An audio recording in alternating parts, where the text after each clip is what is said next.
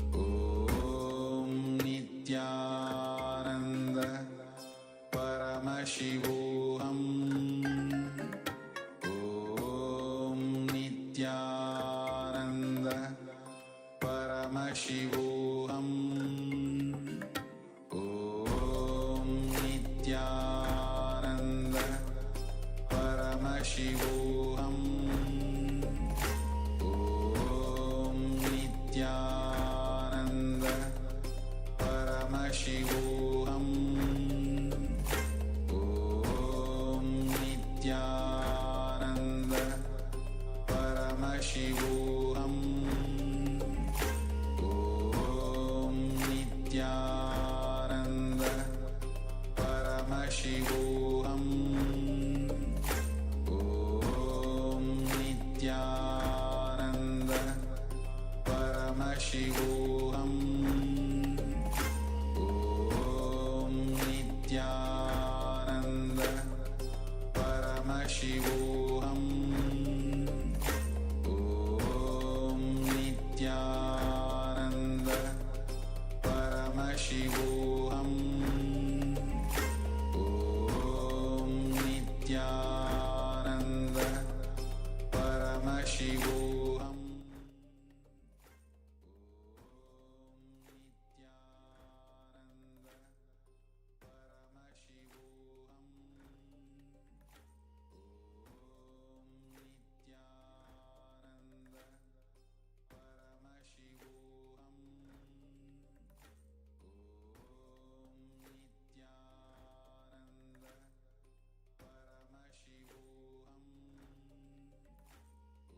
Now relax. Open your eyes. The answer is being projected. You can verify the answer which was revealed to you.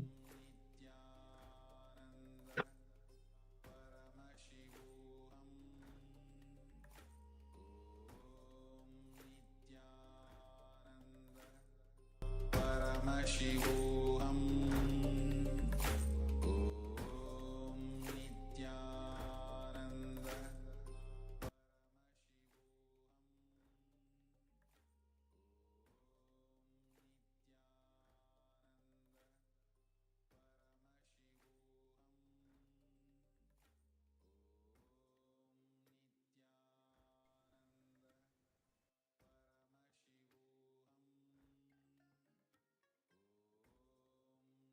Okay, with this, let's come to the conclusion of the session. Let's end with the Purna Mantra.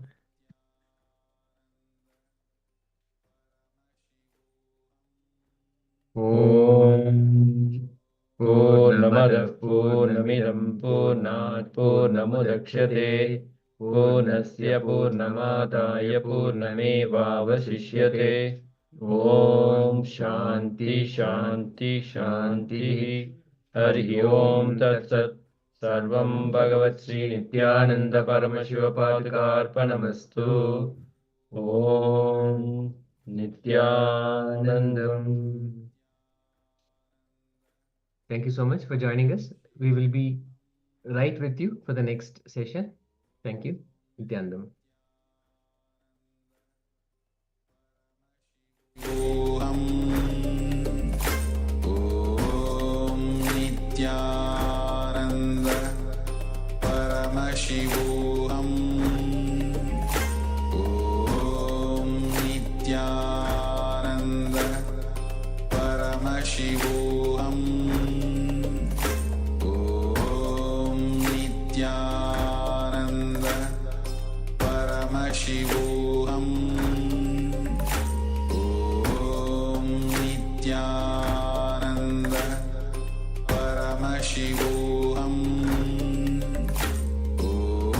Om Nityananda Paramashivoham. Om Nityananda Paramashivoham. Om Nityananda Paramashivoham. Om Nityananda Paramashivoham. Om Nityananda Paramashivoham. Om Nityananda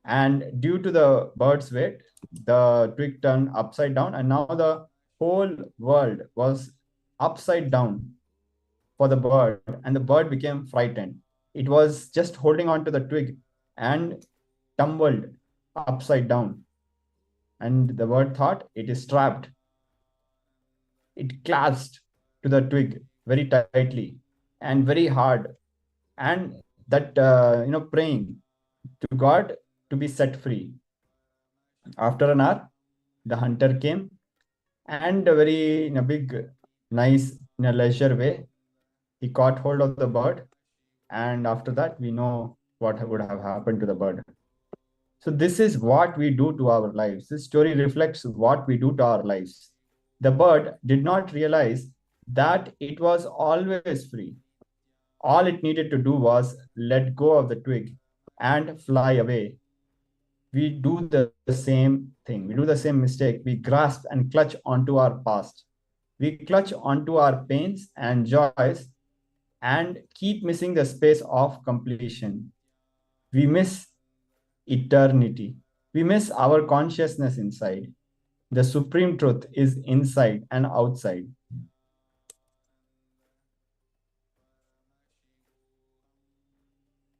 So now, today, in this segment, we are focusing on understanding how to complete ourselves from self-sabotaging pattern. So through the small story, Swami is giving us an understanding that how we hold onto our past or incompletions, and we think that if we leave this one, if we drop this, we may fall and we may die. This is what exactly the bird is feeling here. When it hangs on the twig, it is thinking that the moment it leaves the twig, it is going to fall down and die, which we know like it's not at all possible for the bird. The moment it leaves, it can simply fly away. It can fly high. So there is no such thing. It's just the fear that it gets into it. The same way we are holding so tightly on our patterns, just because the fear that we have, the fear that we are thinking that if we leave all these samskaras, the thought pattern that we have, the incompletions that we have, the suffering, joy, all the things that we have, if we drop it, we will fall down, our life is going to collapse. But contrary to that, Swami said that Upanishads say that because of all this, we are actually missing the space of eternity. We are missing the bliss, the joy that consciousness can give to all of us, that Paramashiva can give to all of us. So now, with this understanding, let us watch to one of the video where Supreme Pontiff of Hinduism is giving more deeper insights on how to do completion with these patterns.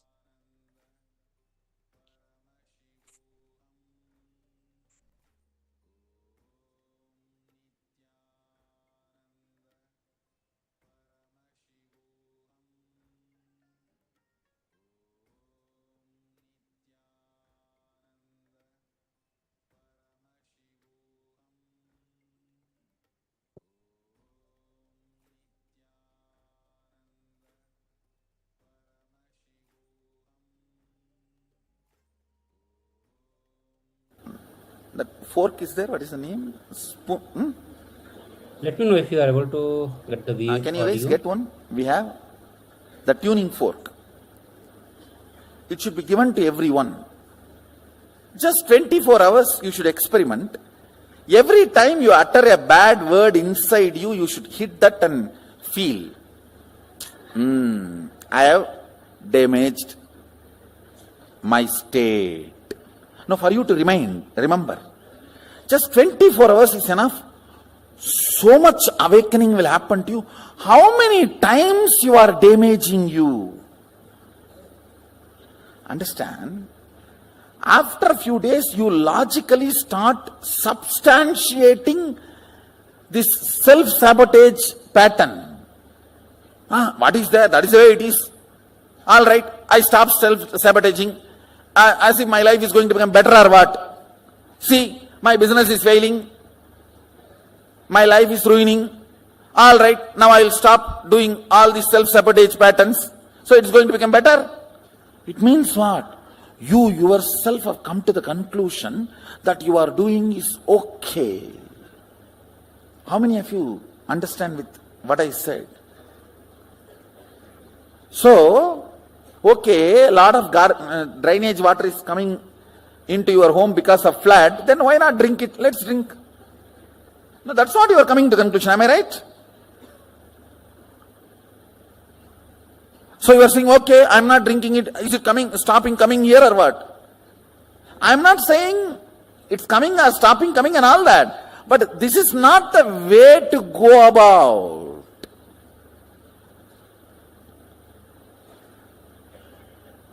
Understand, even if it is not immediate pleasant, do only right. Kathopanishad says, right, not pleasant. Even if it is not immediate pleasant, do right, not pleasant. One good thing about Agasha is it can never get corrupted. It can be easily programmed. Like electricity cannot be corrupted. It may be helping you for last 100 years, but it will not bother to kill you in 1 second if you do something wrong. Same way it may be killing so many people in so many places if something wrong is done. It will not bother to help you if you do it proper circuit. No qualities acquired, no favoritism and no corruption. That's the quality of space. No favoritism, no quality acquired. It is all about what you want to do from now. That decides the whole programming of the space. That's all. Womanizer, Arunagirinadar, not Arunagiri Yogishwarar, Arunagirinadar, who lived in Tiruvannamalai, he gets Kailasa Padavi. He gets to go to Kailash and come back with a Parijata flower.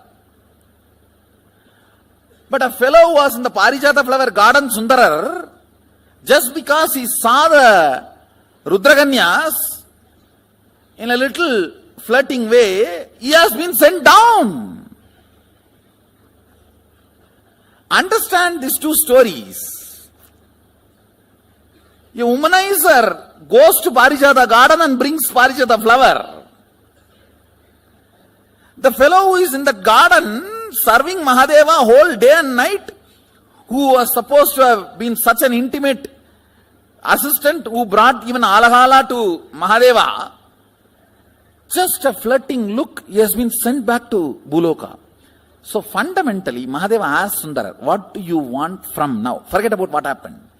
This moment and now, what do you want? You want to enjoy them, then go and finish and come back.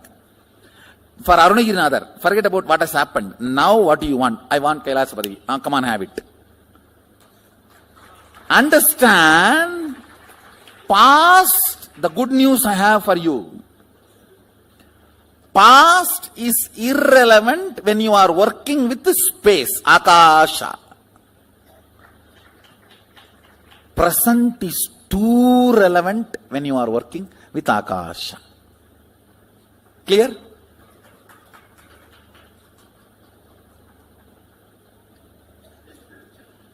You have been 20 years devotee, 25 years devotee, or born and brought up along with me, does not matter. Or yesterday only you entered the program, does not matter at all. From this moment, what do you want to do matters. Now do you want to manifest power and cognize what I am sharing with you, not believe. Because I am not talking some stupidity you need to believe. I am talking science. You don't need to believe. Come on. Cognize it. Belief is a prerequisite if some stupidity is going to be dumped on your head.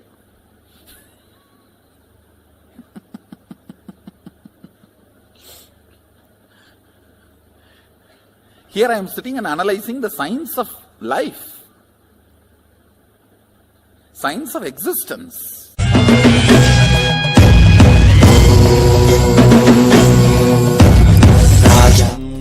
Nityananda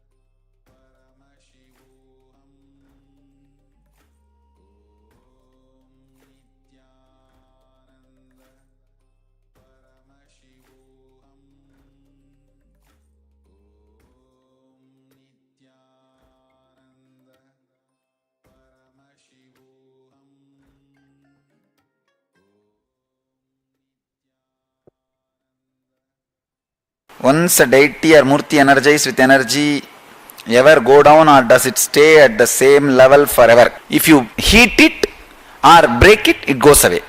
Otherwise, it doesn't go. Heating it means like a melting or breaking. Otherwise, it stays forever. How about energy from samadhi? Energy from samadhi never goes down. It radiates. Will science ever reach to the level of demystifying the spirituality completely? No. Impossible. They can go on remystifying one component. That's all. So even my enlightenment, they can't demystify the whole enlightenment process, but they can demystify each component.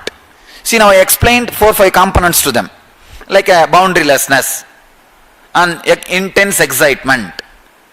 Those components they demystified. They said, yes, it is quantifiable, measurable. It is a normal brain and this brain. There's a big difference. And that sharp decision making, understanding, that frontal lobe, they are able to demystify the components of enlightenment, but not enlightenment itself. So they may be able to demystify the components of spirituality, but not the whole spiritual base itself. Please explain why you seem to be surprised by what your energy does to your devotees. Because I don't take myself for granted. I retain myself in an innocent space. You understand? I am not that arrogant, all-knowing, egoistic. So, I don't take myself for granted. Oh, still I have enlightenment. Great. Still it is radiating. Great. Because, see, real enlightenment is neither you will have a doubt whether you are enlightened or not, nor you will have the claim that you are enlightened. Nor you will have that ego, you are enlightened. Just, you will be there and it will be radiating. So you will appreciate that radiation every moment. Wow, still beautiful things are happening around me. Wow, still the existence decides me as the center. Wow, still it has not lost trust on me. Still it is trusting me. Still it is choosing me to play its game. That is why more than you, I experience, I enjoy your transformation. Maybe unrelated, but I am fascinated by your explanation of light-based and sound-based civilizations. In that context, what category do native and pagan civilizations fall under? Mayans, Aztecs, Native Americans, Australians. They all fall under the sound-based civilization. They all fall under sound-based civilization. That caused them to be completely obliterated compared with ancient Vedic civilization that is still alive. They all are offshoots of Vedic civilization. Somehow, all the components of the Vedic civilization they were not able to reproduce. So it disappeared. See, there is Parabrahma Nithyananda, the cosmic Nithyananda. That is like this kerchief, whole cosmos. There is a Nithyananda talking to you. That is the thread hanging in this corner of this kerchief. The kerchief is not separate from the thread, but thread is not the same thing as kerchief. When all the people pray from different places, there is an automatic mechanism to answer, respond directly to them. That's what is Parabrahma Nithyananda. See, the thread which is hanging, the Nithyananda talking to you, does not have control over the incident, but can download the information. That incident I don't have control, please understand. But I can download that information, where it is happening, how it is happening, and tell you. So praying to my photograph or praying to my murti is equal to directly asking me. There is no difference. Then you are asking why everyday darshan. See, darshan is a very strong process, like awakening the Jivan Mukti experiences in you. I think for that, physically touching only makes you understand that you will cooperate to that process. You will have that strong vidarka only by physically touching. Just with photograph to create that vidarka will take 2-3 years. So physically it will happen much more quickly. That is why this physical everyday darshan. Please explain the difference between religion, spirituality, superstition. The techniques practiced with intensity is spirituality. Techniques done without intensity is religion. Techniques completely messed up is superstition. Yesterday when you created the Vidarka energy in here during meditation, I felt soothing waves of energy and could smell sweet fruits and incense in the air. Thank you for the magical experience. You make my life beautiful. I have longed for this my whole life. Thank you, Master. I can feel the healing power of Vidarka. Great. Understand? When you feel the energy, your senses will become sensitive and you will start feeling these divine visions, divine smell, divine sound, divine taste in the body. That is usual. It means you are really growing. Whole throat will feel so deeply sweet. When you especially chant the mantras, work on mantras, the whole throat, then you can be sure that mantra is working on you. I went through an acupuncture process. They put you inside a big bell and they will rub that bell. You will feel almost like each pore needles being inserted. There will not be any needles and all, but each pore you will feel the needles being inserted. They almost like melt your body through sound. Through sound they melt your body, and there is one small hole through which they give you little water and air comes. They rub that bell. They will cover you with that big cup. There will be holes in the top for the air circulation. That is made out of a metal. It is called ori. That metal name is. They will rub that bell with a small wooden stick. They will sit, some 10 people will sit around and they will rub. It won't even create sound. It will create a kind of a vibration. It will be just all your pores will be penetrated with that. And they will go on doing this for 8-10 hours per day. So in few days your whole body will melt into that sound. Your whole body will feel in tune with that sound. Then they will chant words like you are hungerless, you are free from all the disease. It's almost like a programming the body. They chant all the verses. You will be always in peace. You will always be in bliss. You will always radiate joy. They chant all these things. It gets recorded into your muscle memory. It's a very powerful process. It's almost like directly working on your muscle memory. If you want to have acupuncture, you should have from them. They are very good at the whole art. You guys can have the effect of that Anya penetration by keeping this turmeric. See, this kumkum is nothing but the processed turmeric. This processed turmeric does that same job of constantly creating awareness in the third eye. What they are trying to do through that penetration, actually end of the process, they give you the turmeric only, processed turmeric only. They put that on the third eye, it heals. Then they recommend that every day you use the turmeric. That's the way I started using. That is the way I am telling our people to use. It's a powerful science. It's not, you see, somehow it got associated with Hinduism because Hindus have started practicing it. But it does not mean that it belongs to Hindus or it's a ownership of Hindus. So, see, it's like this light was invented by somebody who is a Christian, but you can't say only Christians can use the light. Once it is invented, it's for the whole world. Same way, these are all the light, inner world light. So once it is discovered, it belongs to the whole world. Person who discovered may be Hindu. That does not mean the whole thing belongs to Hindus. Anybody can use. The processed turmeric. You see, turmeric will go through a natural process. There is they will add the lime and do all the natural process. That only is kumkum.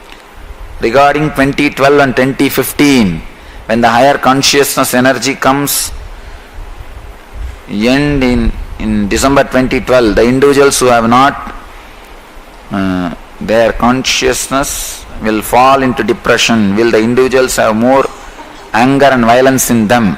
See, people who can handle, it is a physical phenomenon. Like a reduction in thoughts is going to be the physical phenomena happening on people. How they deal it depends on individual. If you deal that less number, if you celebrate that being less thoughtful, you will jump into enlightenment. If you curse, I am having less thought, I don't know what happened, I am feeling dull, dumb, low, curse, then it will become depression. So the effect is going to be same on everybody. How you convert it and use it is dependent on the individual person. I was not surprised. But in US I was really surprised. And I was shocked by hearing another one thing, only 17% of US population has passport. Means only 17% goes out of their country. I was surprised. So even that kind of a low level man who doesn't explore the world, who just takes birth and dies, even they will be able to feel the benefit of this low number of thoughts, or the experience this low number of thoughts by 2015. That's what I mean. It's a physical phenomena, straight away happening. At least 3 to 5 gram weight you will reduce. Even if you are same weight, physically 3 to 5 gram, scale will show less. And there are a lot of researches also going on about this. Krishna Medichala is asking, there are so many incarnations here at the same time, and is it because of Kali Yuga? Yes, it's just because. See, and one more statement which you are saying, that at no time in past there was more than one avatar at the same time. No, it was lie. Balarama and Krishna was same at the same time. Parasurama and Rama were at the same time. They met each other. Varaha Avatara and Venkateshwara, they met each other. Both of them are incarnations. See, Varaha Avatara, you had been to Tirupati? You will see Varaha temple.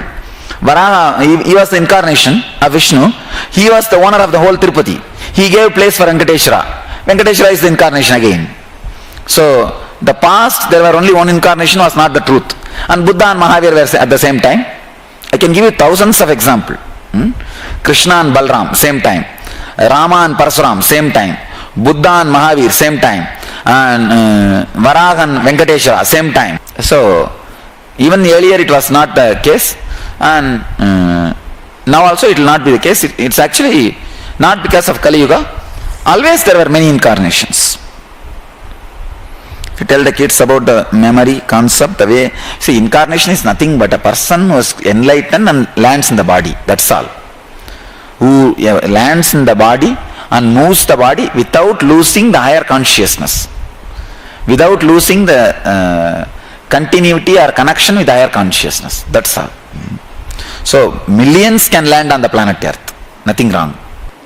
Well, it is a different yuga. I don't know all that. I am not able to say it's a different yuga and all. I am only saying from my personal experience what is happening. I do not know the side effects and after effects of that whole. See, this gravity getting lesser and lesser on your inner space, I directly saw in my experience, so I am sharing. But I am not attributing, I am not attesting, acknowledging all the Mayans theories of 2012 and all. Because I do not know all those things. I personally feel the world is not going to end. It is not going to disappear.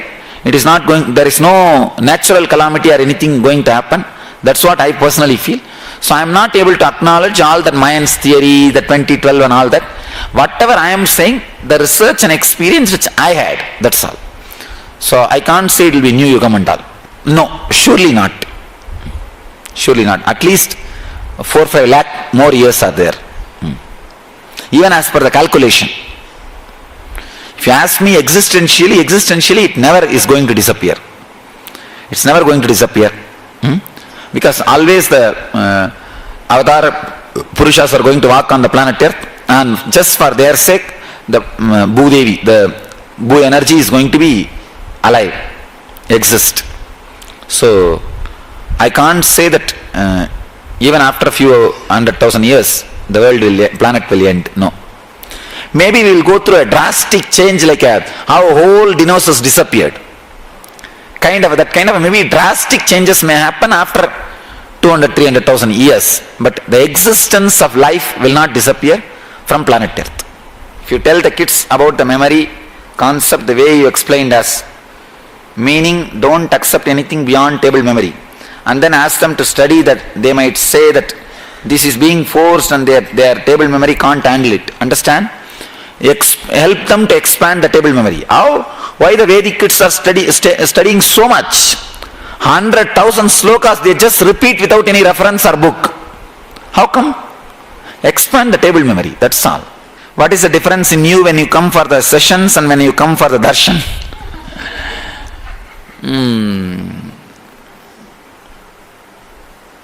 Experientially there is no difference. In the expression, there will be little difference. Like experientially, it is same, Nirvikalpa Samadhi. Expression, that will express through the words when I am giving the sessions.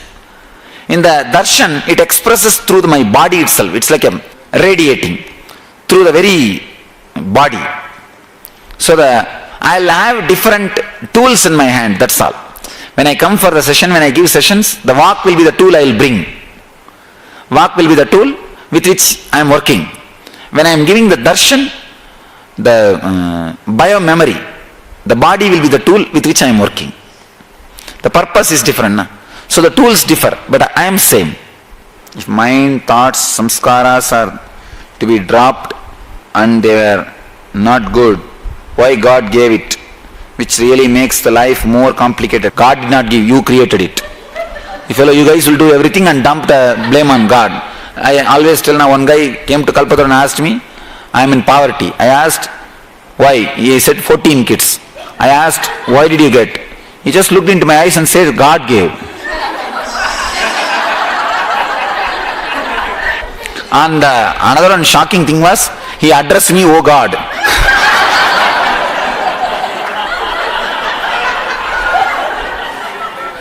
I looked at him and said, God came and did everything.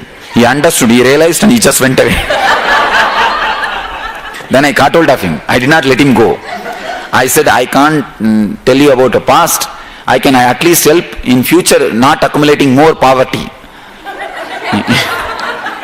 He said, what can I do? I told, buy a TV and keep in your house.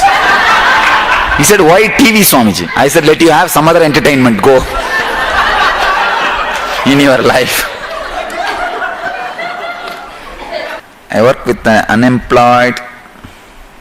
In recent years, through work, I have come to access a sharp increase in number of people who are depressed and are very aggressive. I feel sad and very alarmed. What could an individual in the community to do help? Please teach them unclutching little ma.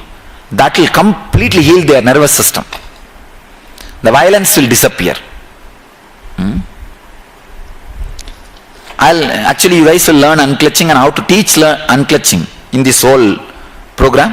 You can pick up. See, when memory loses, you will feel all these things are falling apart. When you see that the memory is not required, you will feel all these things are no more solid, like a solid. They all lose their boundary. When you change, this changes. So if you have felt that way or if you are feeling that way, enjoy it and entertain it. Do not resist. You have said before that when we get bored, our mind drops. Can you explain this more? Because when I get bored, my mind wanders more. This is the problem of that logical bringing up. You understand? When you are bored, you are supposed to be not doing anything and unclutch. But you have a deep hatred for boredom. That see, there was only two way of lifestyle evolved. One is this, the infrastructure based. Another one is Vedic civilization, the Indian based. It's the thoughtlessness. For all the Western civilizations, that civilization go on encouraging thinking.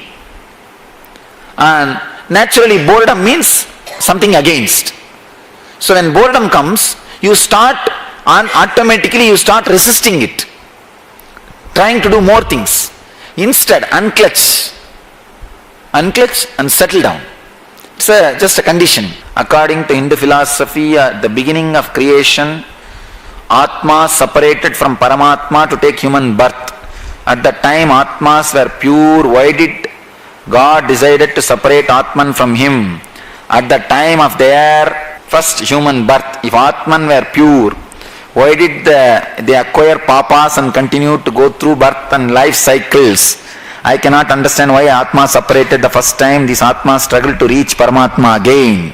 In this theory, is this theory really correct? If so, what is the reason for the first separation from Atma from Paramatma? The theory is not correct. What is your explanation for the birth life cycles of Atma? First thing, this theory is correct for I can say the mediocre logic.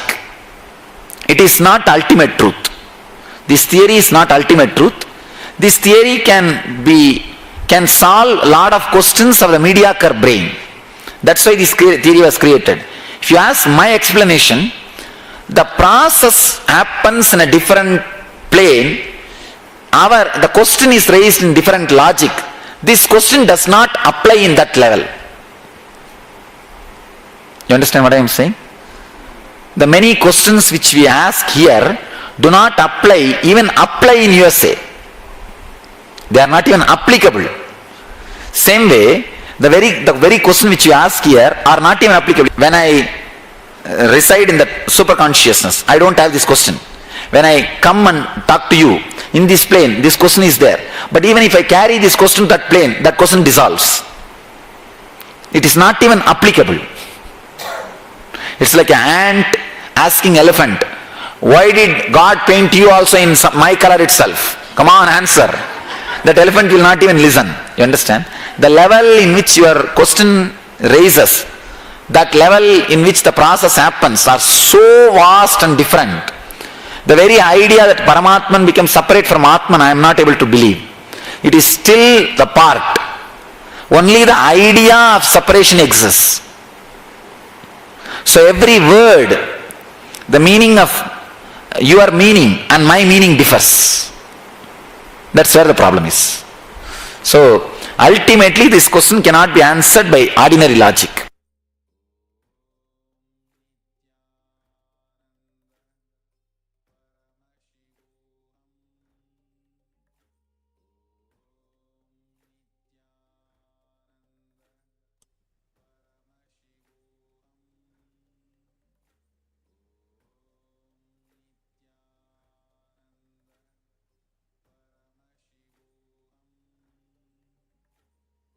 So we went through a very beautiful segment where Swamiji revealed some of the sacred secrets about how the Vedic civilization, the Sanatana Hindu Dharma, is based on science of completion, and how we have forgotten and lost that understanding.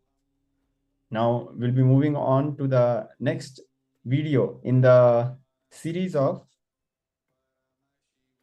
completion with the self-sabotaging pattern. And before that, now we'll be going through. Yes. So now we are going to look into some of the more powerful cognitions, the understanding that Swami shares with all of us, using which we can get out of the self-sabotaging patterns that we have. And so Swami said the body that we have cannot be separated from the body material of the cosmos. So what we carry, the body, the system, that cannot be separated from the material, the Prakriti, the cosmos that is there.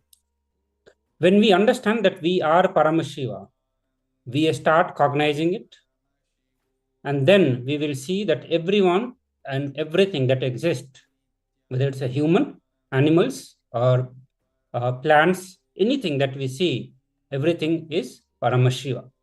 So this is what we need to see. We need to shift our understanding from whoever we are, whatever we cognize ourselves, to coming to this understanding that we are Paramashiva. Only when we start understanding that we are Paramashiva, we'll start cognize it. And once we start cognizing, we'll start seeing everyone, including ourselves, as the Paramashiva itself. We'll understand, cognize the extraordinary oneness that exists. And from that oneness, the fearlessness starts happening. From that fearlessness, freedom will start happening. And from that freedom, the powerfulness will come. And from that powerfulness, we'll start manifesting the right morality, the right behaviors will start manifesting. Swami say that what you need to do, to realize this, or rather I say the one more powerful cognizance, and at the same time a technique that Swamiji says, that mark this one line, write it down for yourself, that stop coming to this stupid conclusion. Reduce this speed of coming to the stupid conclusions. Now, so much of all of us, we have a very common habit of coming to conclusion without giving the right understanding or right adequate amount of time to understand any of the events that happen in our life. before we even give the sufficient amount of information or fact needed to reach to the conclusion, within a moment of time, we just reach to conclusion, and most all those conclusions are so stupid conclusion. So Swami is saying that just reduce the speed with which we are coming to this conclusion, the stupid conclusion, and this has to be followed, lived as a technique. All of us can just remember this. Stop the speed with which you are beating yourself, or reduce the speed of coming to the stupid conclusions. The identity, what we feel about us, okay? Breathe in and breathe out, that as Paramashiva's individual will. So this is going to be our intro exercises, and also part of the meditation technique that we are going to be practicing. Shifting our identity, what we consider as aham, I, to Paramashivoham, Paramashiva. And for this, Swamiji gives this one more technique to all of us. One technique that we share to remember to reduce the speed with which we are coming to stupid conclusions in our life. All the identity that we carry within us about anything, that's nothing but some of the stupid conclusions that we have in our life. So what we feel as the identity about ourselves, breathe in, breathe out, that as a Paramashiva's individual will. Remember that his will is the only vibrating as our will. It is not a meditation technique. It's a powerful cognition that Swamiji is sharing with all of us. So even though we are using this will 24 hours, so even though the Paramashiva will that we have been given, we use 24 hours just to beat ourselves. But Swami says it cannot be separated from the Paramashiva will. Remember, Paramashiva is living through you. His will is the source of your will. It is not something to be meditated upon. He says, my will is his will. Mama Sankalpa, Shiva Sankalpa. So every Sankalpa, every conscious decisions, conscious will that you create is Paramashiva Sankalpa, Shiva Sankalpa. So his will is only manifesting or the source of our will that we have. So take this as an assignment, contemplate this, cognize this, what Swamiji is saying. We'll read the various steps involved into this exercise, in this contemplating intra-analyzing exercises. So now we'll start with this simple exercise. Start with cognizing the self-beating pattern. The antidote for this self-beating pattern is that my will, with which I am creating hell for me, cannot be separated from Paramashiva's will. So let me breathe his will into my will.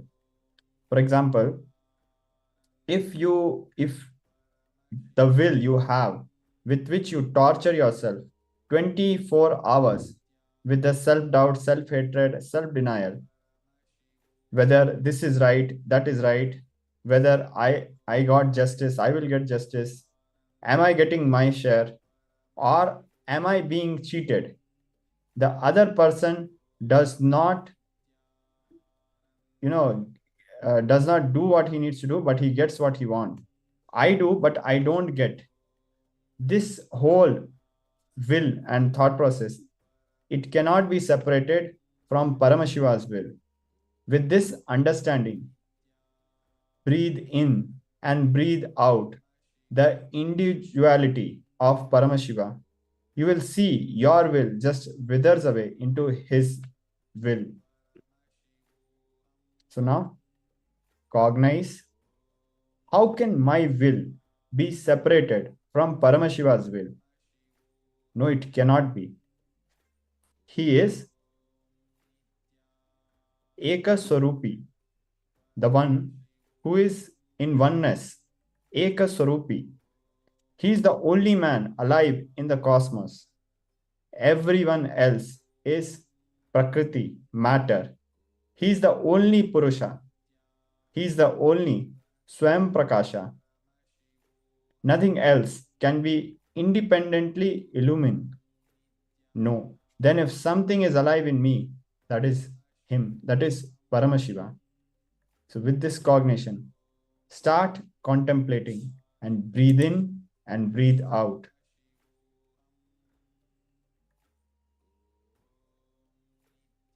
So we'll project the assignment for all of you for a better understanding. I request all the participants to please sit straight.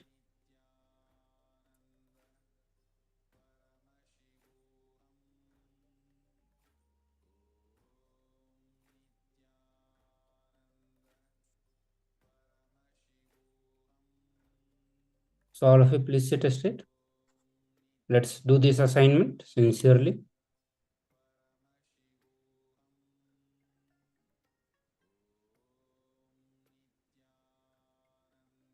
So I'm projecting the assignment, or rather to say what we need to internalize right now. Also, if any one of you are not able to cognize or understand, please drop a message. Understand all the incompletions that we carry, the idea that we carry, whether something, whether the justice has happened or not, whether injustice has happened.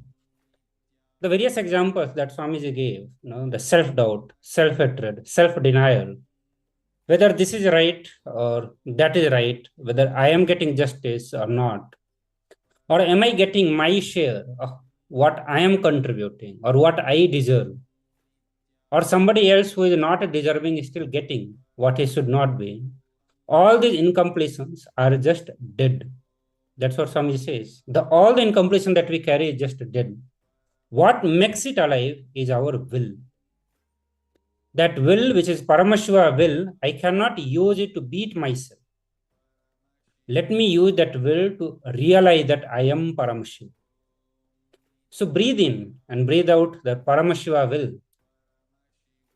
The individuality of Paramashiva, you will see that your will just wither away in his will. You will see all the incompletions that we are holding on to will start withering away. Let us cognize that how can my will be separated from his will? It cannot be. The ultimate truth is that Paramashiva is Ekaswarupi. He is the only man. He is the only Purusha that exists. He is the Swayam Prakasa, self-illumined, nothing else. Then how something that is alive in me can be something other than him? It is him only. So let us contemplate on this truth. Let us contemplate for a few minutes on this great truth.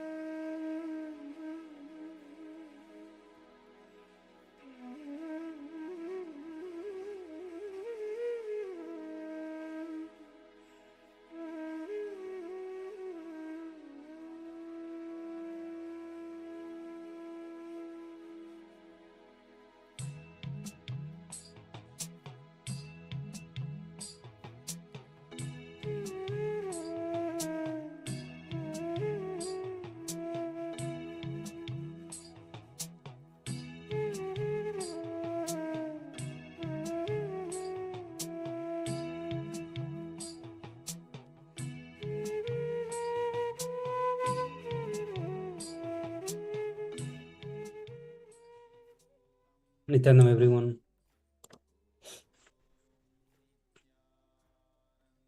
So, how has been this assignment to all of you? I see that few of the participants are doing the assignment. So before now I'm going to enter into the power manifestation round. And before I enter into power manifestation, I wanted to understand if you have any difficulties understanding the concept that was shared. Rather than concept, let me correct myself, the various powerful cognitions and understanding that Swamiji shared with all of us. One of the very important truth, that we need to understand that the will that Paramashiva has given to us, that same will we use to destroy ourselves also. Because any incompletions, any inadequate idea that we carry, they do not have the life. The life is given by our own will. We are the one who go on empowering it, go on entertaining it. But that same will, rather than destroying ourselves, we can use it constructively to realize ourselves that I am Paramashiva. And this is one of the very important cognitions, understanding or conclusion that we need to come in our life. Okay. Once we come to this understanding, the manifesting oneness or manifesting Paramashivatva will become very joyful and very royal path, will be on very royal path to realize that we are Paramashiva. So with this, let us enter into the power manifestation with this powerful cognition that my will cannot be separate from the Paramashiva will, or the material out of which I am made of is the same material of Paramashiva, out of which the Paramashiva is made of. So let us enter. I request all of you to please sit straight and close your eyes. This is going to be a kind of a rapid fire power manifestation round. The power of length. So we are going to be manifesting power of length. So before your logic intervenes, okay, you are going to manifest oneness and you are going to see what is being projected on the screen. Okay, so I request all of you to keep your eyes closed. Please come to the space of oneness, chant the Mahavakya intensely and loudly. Visualize Swamiji in your third eye.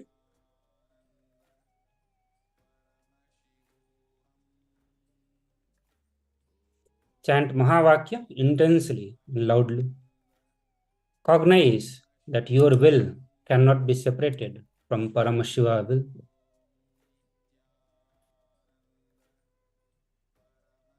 Cognize, how can my will be separated from his will? It cannot be. Because he is the Ekaswarupi. Only he exists. He is the only Purusha. He is the only man alive in the cosmos. Everyone else is matter.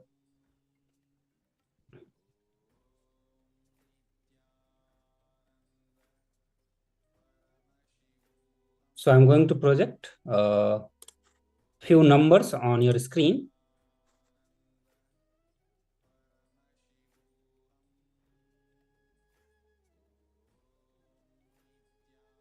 So in this round, actually, you are going to see, let me just complete with you. In this round, you are going to be seeing what is being projected.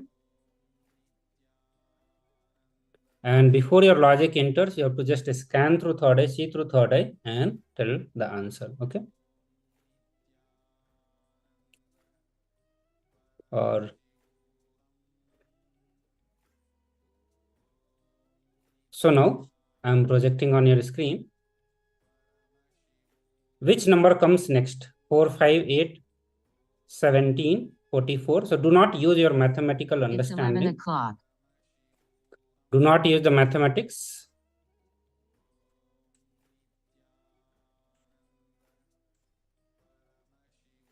So I'm going to tell few number. I'll read the question again. Which number comes next? 4, 5, 8, 17, 44. Then question mark.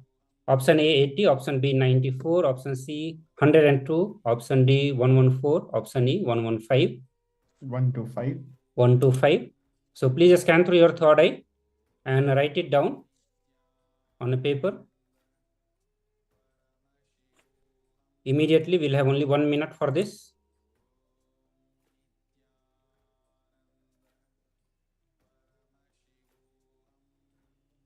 So quickly scan through your third eye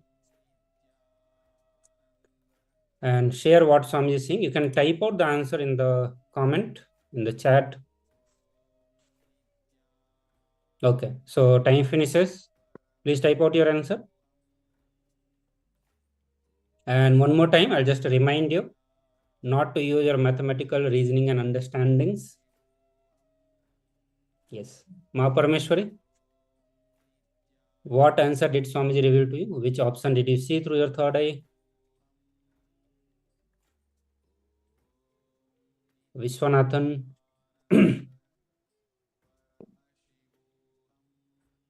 94. Ma Parameshwari.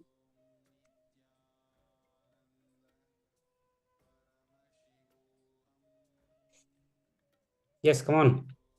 You just have to scan through your third eye. Whatever Swamiji reveals, just you have to type it out, that one. Okay. So by the time Ma Parameshwari shares the what she saw, I will project the answer by the time. So the correct answer is 125.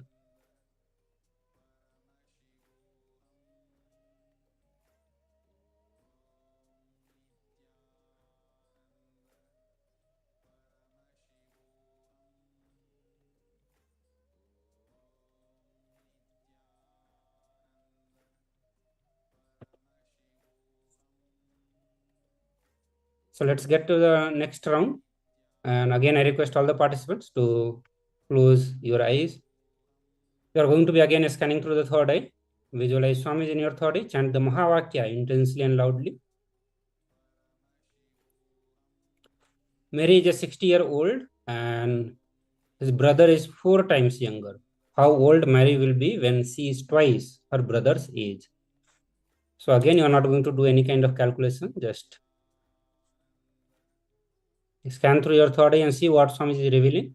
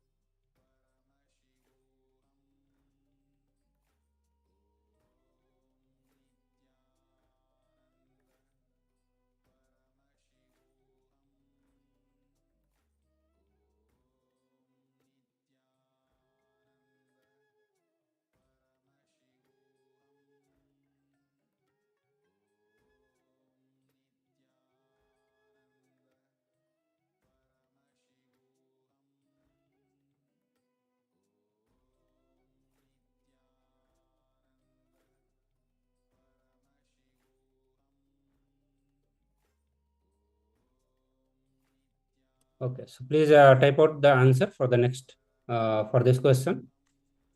I request all the participants to open their eyes and share the answer what Swamiji revealed to all of you.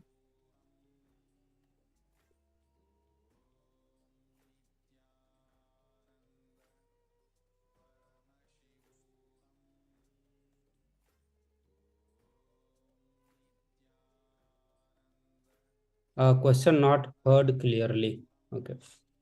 I am projecting that question on the screen also. Mary is 16-year-old and his brother is 4 times younger. How old will Mary be when she is twice her brother's age?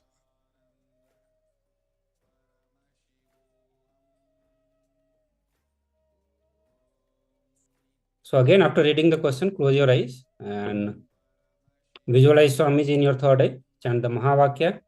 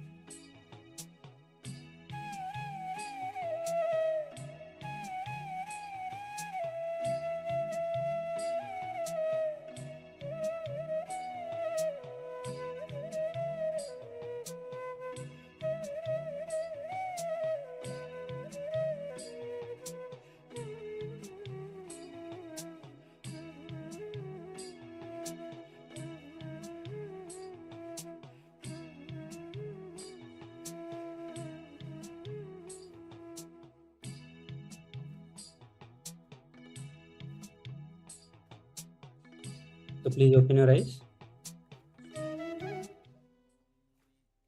and type out the answer that was revealed to you by Swamiji.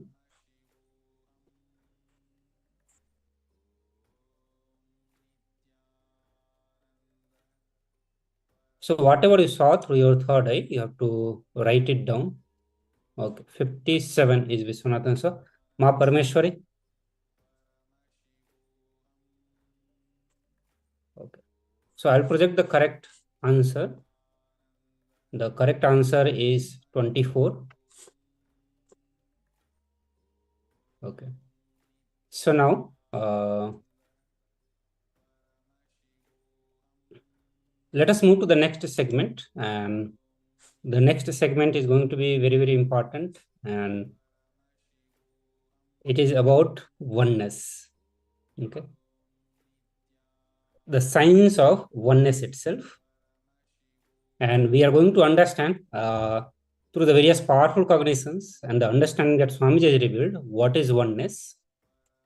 And it is something that we all need to come to the understanding. You know, what we think that oneness is an experience. But here Swamiji is sharing some of the powerful understanding that how we can just cognize and understand that we are already having this experience, the experience of oneness. Swamiji says that oneness is not imagination, oneness is not visualization, and oneness is not even just declaration. So he's not saying oneness is not declaration, he's saying not even just declaration. So neither we need to visualize. By visualizations, we can experience oneness, nor by imaginations, and nor just by declaration. The oneness is very existence. Oneness is our very existence. And the cosmic principles are directly mapped into our life through the oneness. Oneness is the core spine or the Merudanda. It is oneness through which all the cosmic principles are mapped into our life. Like how we are doing, you know, once we get into oneness, all the powers start manifesting. All the great powers of the cosmos, they start manifesting. It just gets mapped into our being and we see it, we experience it. So you don't need to visualize, we do not imagine. Oneness is the reality, oneness is the truth, with which we manifest the powers. And that is the ultimate truth. And I can say at least this is the experience of many of you, because many of you would have been able to manifest various powers during this Paramashivoham session, and we have seen this one. So oneness is the space, oneness is the reality or truth with which we manifest all the power. So we do not need to work for the oneness. We just need to realize its existence. So this is another powerful cognition that Swami is sharing, that oneness, we do not need to work for it. And that could be that is actually a very big relaxation for many of us, that we do not need to work for it. We just need to realize it, realize its existence. If we just understand that why we are not realizing oneness, we will realize oneness. That is the beauty of oneness. So this is another powerful understanding that Swami is sharing, that if we come to this understanding that why we are not realizing oneness, we will realize oneness. One, we don't need to work for it. We just need to realize its existence. And if we just realize that why we are not realizing oneness, we'll come to this realization about the oneness. And that is the beauty of oneness that Swami is sharing. So one of the example that Swami is saying, that if your health is the way you want, we are already in oneness with the health. If the wealth is the way we want to have and we have it, that means we are already in oneness with the wealth. Relationship, same way, the way it is, if we want it to be that way, that means we are already in oneness with that. And why oneness is important? One of the predominant things we need to develop in our life is confidence to function out of the space of love. Because from there only we can take the jump to confidence, to function out of the space of oneness. In the space of oneness, there is no cunningness, there is no condition, there is no planning. Advaita, there is oneness. is not retirement insurance plan. It is a driving license to start your life. Only when we are established in that space of oneness, life's mysteries are revealed to us. The great powers, like different spiritual powers, can be opened and made available to us. The deeper and deeper you go in your inner space, you experience the vast oneness. The more deeper you start traveling, first you get integrated. The you fighting with you stops. Then people around you get integrated. Now we'll be moving on to digging more into this aspect of why oneness is important. So just now we saw, that one of the important aspect of oneness, that once we go deeper into our inner space, we experience the vast oneness. The more we start traveling into it, we become integrated. And within us, all the conflict fight that is happening, that stops. And I think that is one of the biggest relief that all of us want, the continuous fight that we are having with ourselves. I want to do this, and suddenly with inside you, one part of you starts laughing on you, it starts mocking in you, or start having some other thoughts, that I want to manifest $1 million in my life. Suddenly one part of you start laughing, $1 million, it's not possible for you. So different way, it starts. This is the fight that goes on inside. And because of that continuous fight, our energy gets wasted into that rather than investing in what we want to achieve in our life. And another biggest thing, that the people around us start becoming integrated. I think that is one of the biggest blessing that we can have, that we start becoming integrated and the people around us start becoming more and more integrated. The fight within stops. Completion within ourselves, completion with others, then comes completion with other things, not just the living being, even with the inanimate being. The completion starts happening, even with the nature, the completion starts happening. The more and more deeper we travel, the more and more deeper we go, the more deeper we settle down, the more deeper we start living. Our cognition about everything start expanding. Our cognition becomes more and more inclusive. The more joy, more bliss, more knowledge, more enlightenment. So I can say that everything starts happening in our life. Everything starts manifesting in our life by more and more we experience oneness in our life. The cosmos, or the Paramashiva, who is all-knowing, all-powerful. Once we start experiencing all that, will become our attribute also. We will also become all-knowing, all-powerful. What else do we need in our life? Every one of us are running behind something because we think that we do not have it. Either we do not have the complete intelligence, understanding about it, or we do not have power to manifest it. But all that, because the Paramashiva has it, once we start experiencing, we also have it. And that's why the oneness is very, very important to have in our life. Swamiji says, further he says that feeling so good about you and the world and the life and everything is the leadership. You'll start feeling Brahmanyam Bahuputratam, the favorite inheritor of the cosmos. I am the chosen one of the cosmos. Swamiji says that feeling that is what I call leadership quality. So when we start feeling that I am the favorite inheritor of the cosmos, that is what is the leadership quality that can happen just by holding onto this truth that we are Paramashiva, or rather I am Paramashiva.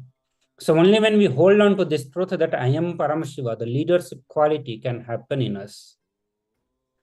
Because the oneness is a fundamental principle which clears many of our internal conflicts.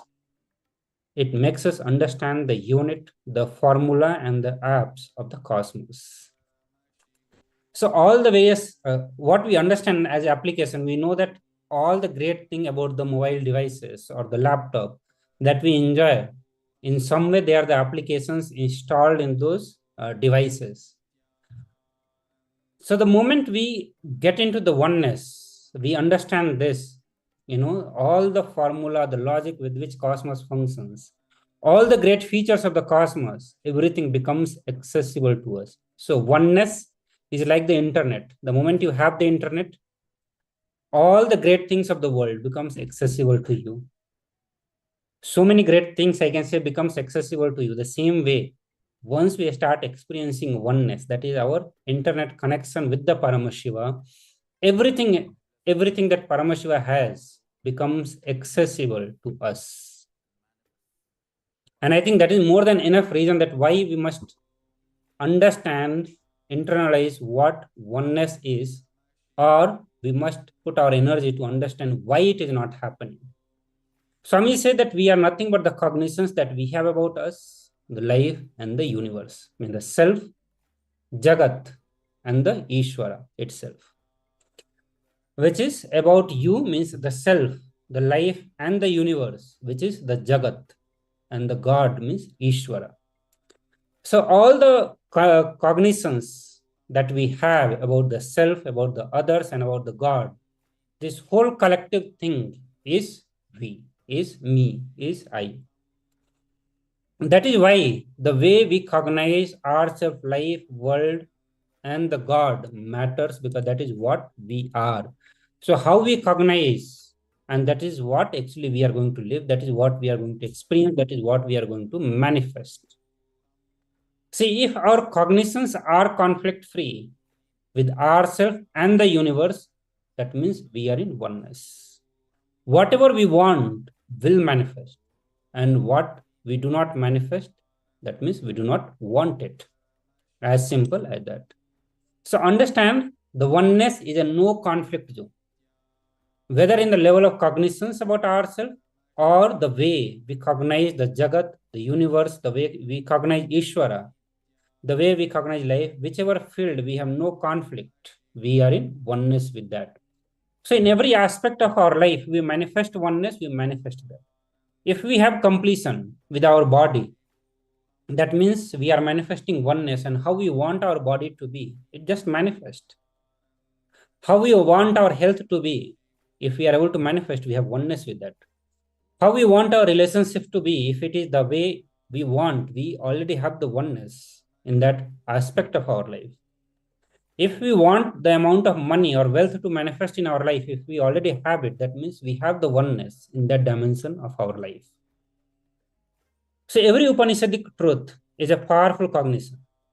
If we hold the powerful cognition that we are Paramashiva, the ultimate oneness space, where we are free from everything, completely unclutched, manifesting the Mahat Tattva, the greatest truth.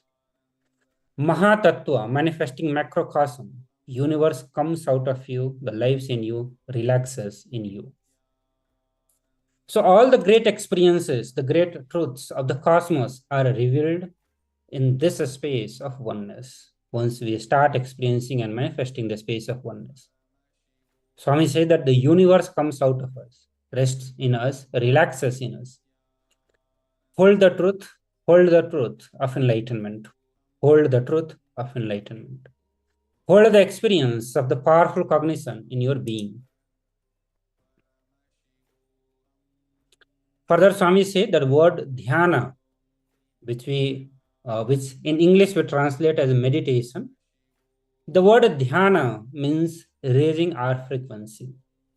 The mind frequency to the certain level where we mean the mind and object on which the meditation is being done, both of them lose its boundary and become one. Means all oneness is enlightenment.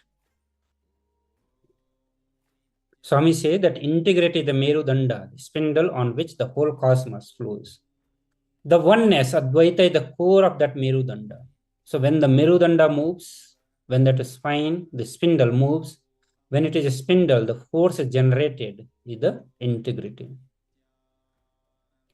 So oneness, the Advaitic Suddha Advaita, the Suddha Advaita Satya, that is the core of the spindle. when that spindle is turned, when that spindle starts moving, the force generated is integrity.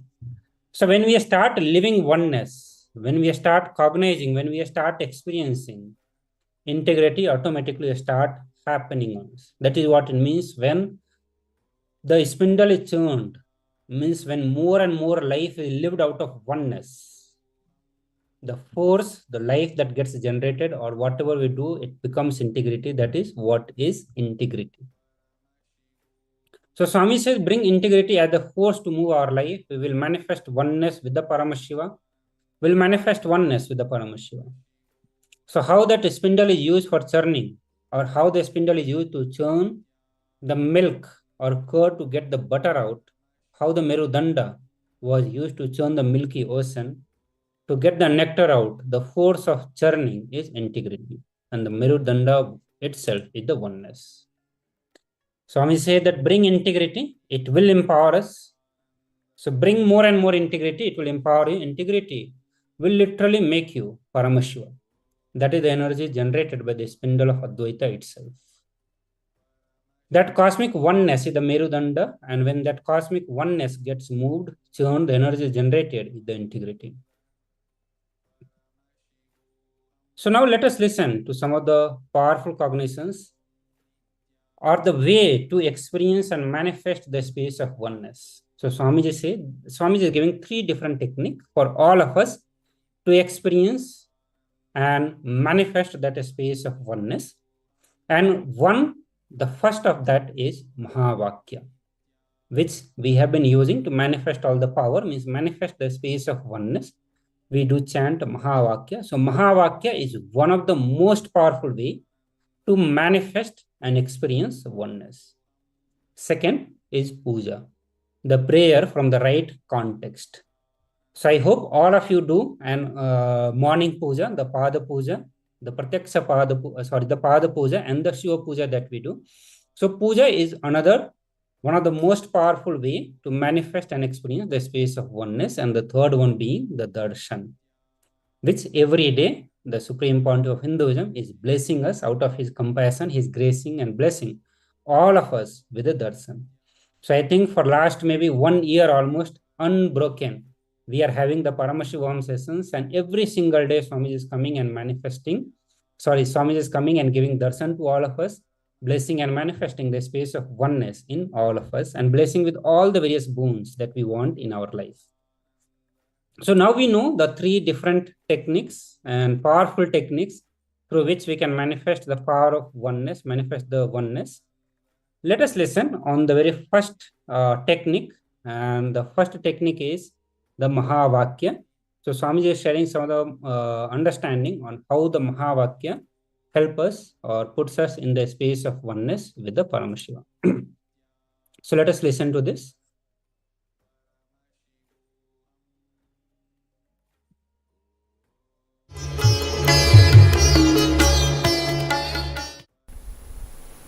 It's one of the very important revelation by Sadashiva.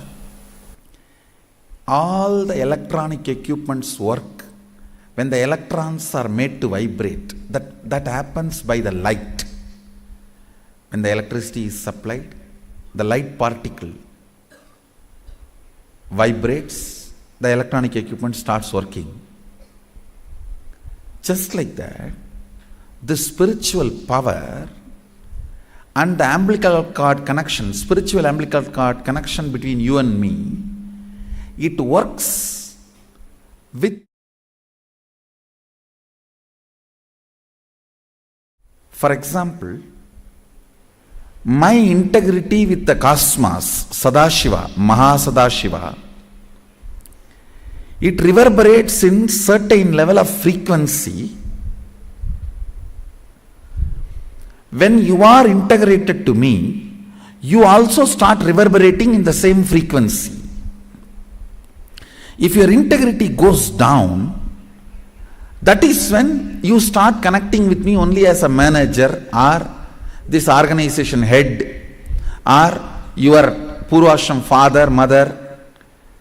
Your connection with me goes down to the lower level if the integrity gets reduced. I was wondering what is the way we can bring people to the higher integrity immediately and the feeling connection. So they start manifesting the powers. They start staying in the space of Sadashivatva. Sadashiva revealed a beautiful sound. I can tell you, this is like a password. At any point, if you are not able to bring yourself to oneness, you are a little shaken, disturbed, or for some reason, you are not able to bring yourself to oneness. This is like a password. You type, whether your mind feels connected or not, the energy will start flowing in you beyond the depth dimension. You see, all mind oscillation, restlessness, all mental idea based feeling connected or not feeling connected is only length, breadth, depth level, not in the space level. But this sound will straight infuse energy from the space level. Like for example, if the power goes off, automatically the generator will get switched on and the power supply will be going on. So end result will not be lost. Whether government power supply or the generator power supply, end result will not be stopped. So whenever you feel little that oneness is, you are not catching it, just feed this password. Immediately the oneness will open up and you will start manifesting the powers, energy, and the whole space will shift. It is directly from Sadashiva. It's a beautiful sound. I don't even want to say it's a mantra. It is not even a mantra because there is no meaning in it. You can't derive a meaning for it. It just flashed like a password for all the initiations I am giving. One single password for all the initiations I am giving. And the initiations I gave, I am giving, I will be giving. For all that. This is like one password. Don't even repeat like a mantra. Just feed like a password. And it will just open up. Your whole being will open up. Listen carefully. It starts with the vibration Om. Listen and then repeat. Om. Very deep. Om. Nithyananda.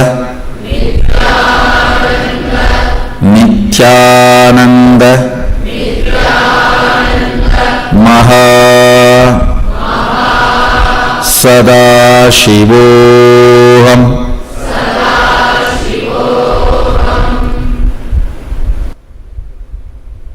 Because it just came out like a password, neither I bothered to find a meaning, nor I think we can have any logical meaning to it.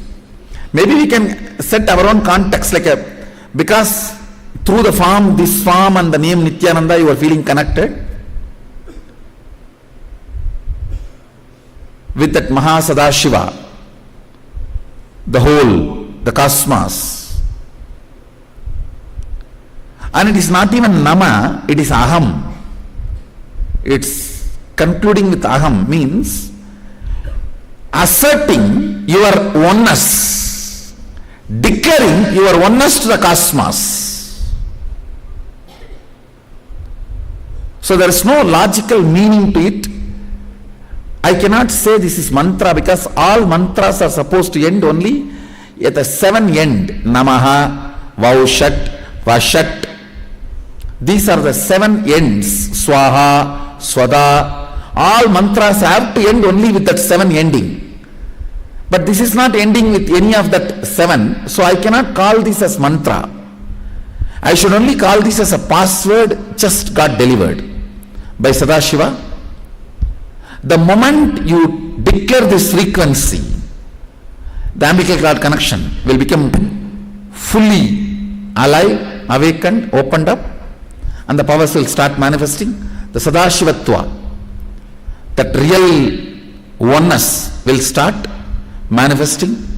It is like every time the life inside the egg declares its authority and comes out. So every time when you declare this mantra, this password, Sadashiva who is in you, Mahasadashiva, he just breaks, he opens up through you and starts manifesting. He breaks all that small human identity in you. He overtakes, he just possesses you, takes over you, and he starts manifesting. So use this as a declaration, like a password. Like a password and declaration for any power manifestation.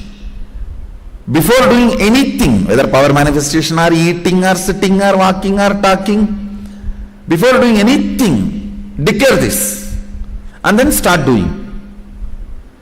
Not as mantra, understand? Mantra means unconsciously, Om Namah Shivaya Namaha, Om Namah Shivaya Namaha, Om Namah Shivaya Namaha, thinking about brinjal and chanting mantra. It's not like mantra, just declaration. You are telling who you are, how you remember who you are. This is you now.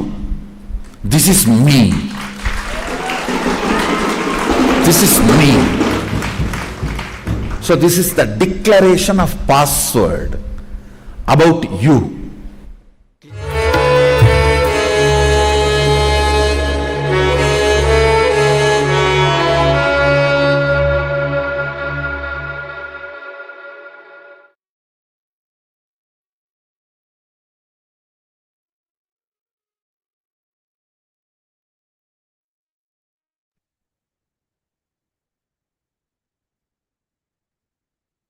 So we are back and we learned the password, the Mahavakya, to establish ourselves, restore our space of oneness instantly. So now we'll be moving on to a exercise. Let us apply the password and we'll be moving on to an exercise of restoring our space of oneness with Swamiji, with Paramashiva. So it's a very short exercise and we'll be also showing you a small video giving you an introduction about the exercise. Yes.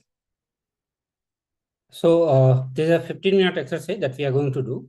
And here Swamiji is giving one powerful understanding that never at any point, never at any moment, the separation is recognized in Sanatana Hindu Dharma. Because that is not the truth. That is not the reality. And even when we think that we have not achieved the oneness with the cosmos, even when we think that we have not become the realized being, we are Paramashiva. So this is the truth, and this is what we are going to internalize. We are going to contemplate on this truth. Swami is saying that never at any point in our life or any moment the separation existed. Neither it is recognized in Hinduism because it never existed, means always we are in the space of oneness is the Paramashiva, and that is the reality, that is the truth. Even when we think that we have not realized that space of oneness, we are in oneness. We are still in oneness. We are Paramashiva. So contemplate on this truth continuously. So I request all of you to please sit straight. I'll repeat again. That even then, even when we have not realized that we are Paramashiva, we are Paramashiva. Never at any moment in our life the separation existed, neither it is recognized.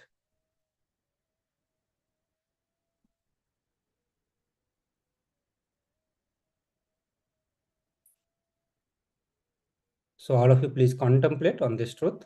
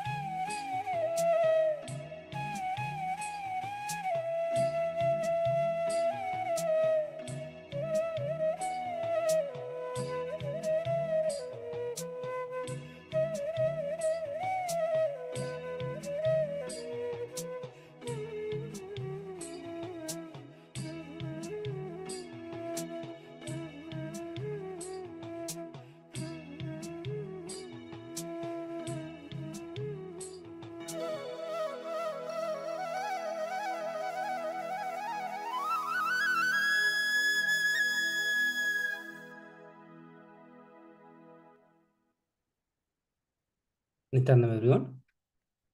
So I request all the participants to please relax now.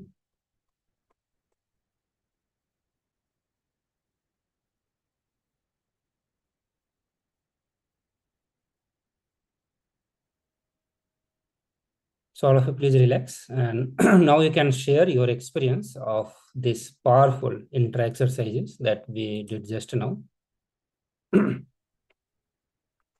And with this, we'll also move to the next segment, which is going to be power manifestation. So being in the same space with the same cognition that we are Paramashiva, I am Paramashiva, and that space of oneness is never broken, whether I have realized it or not. I am Paramashiva, and I continue to be in the oneness with the Paramashiva. From the same space, let us do this power manifestation. And the next round of power manifestation will be projecting, again, similar to the power of length dimension we are manifesting. So I'm going to be projecting some picture, something, and you have to scan through your third eye, and you have to give the answer. So you're not going to use your logic or any kind of mathematical skills that you have. You just scan through your third eye, see what Swamiji reveals to you, see in your third eye and see what Swamiji reveals to you, and just type out that answer. Okay. So all of you please get ready, and let's visualize Swamiji in your third eye. Chant the Mahavakya. The most powerful way to manifest the space of oneness, awaken the space of oneness, or get into that space of oneness. And I'm going to project that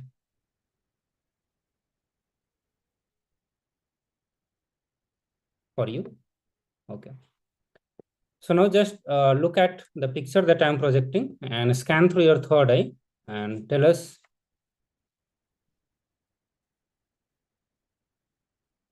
that in this picture, how many handshakes are happening.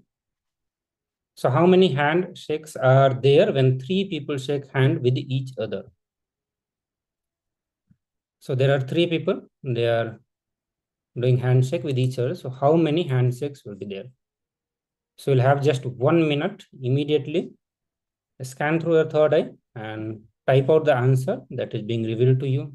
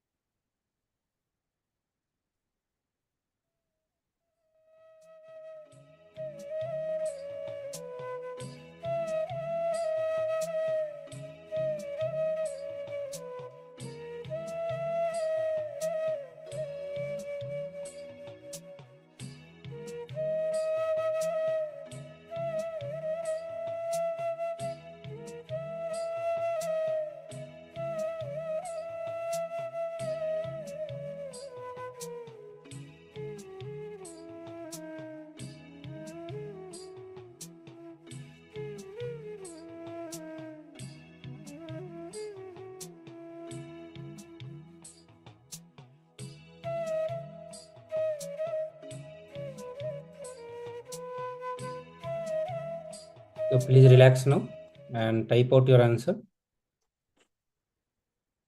So it may be a very simple question, but we have to use our third eye, the space of oneness, and see what Swamiji is revealing to all of us. So please share your answer. What you saw through your third eye. Great. Ma Parameshwari.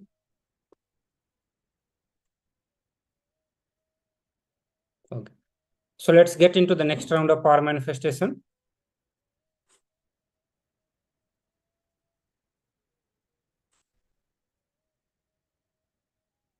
And in this round, I am again projecting one question on your screen.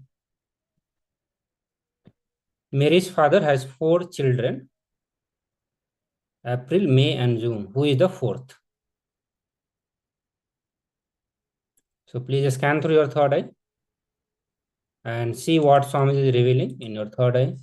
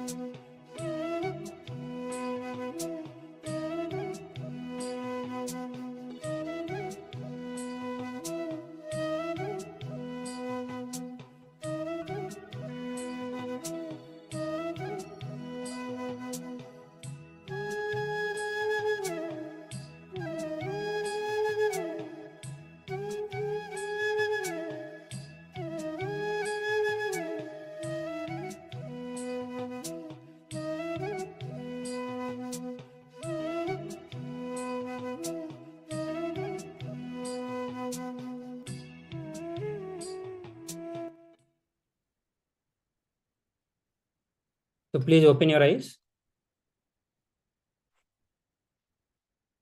I request all the participants to open their eyes. And please share the answer that Swamiji revealed to all of you. Vishwanathan is saying Zoom. The correct answer, Ma Parameshwari.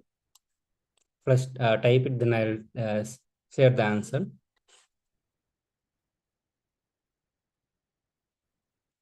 So these are the second round of power manifestation. When we are manifesting the power of logic, the power of length dimension.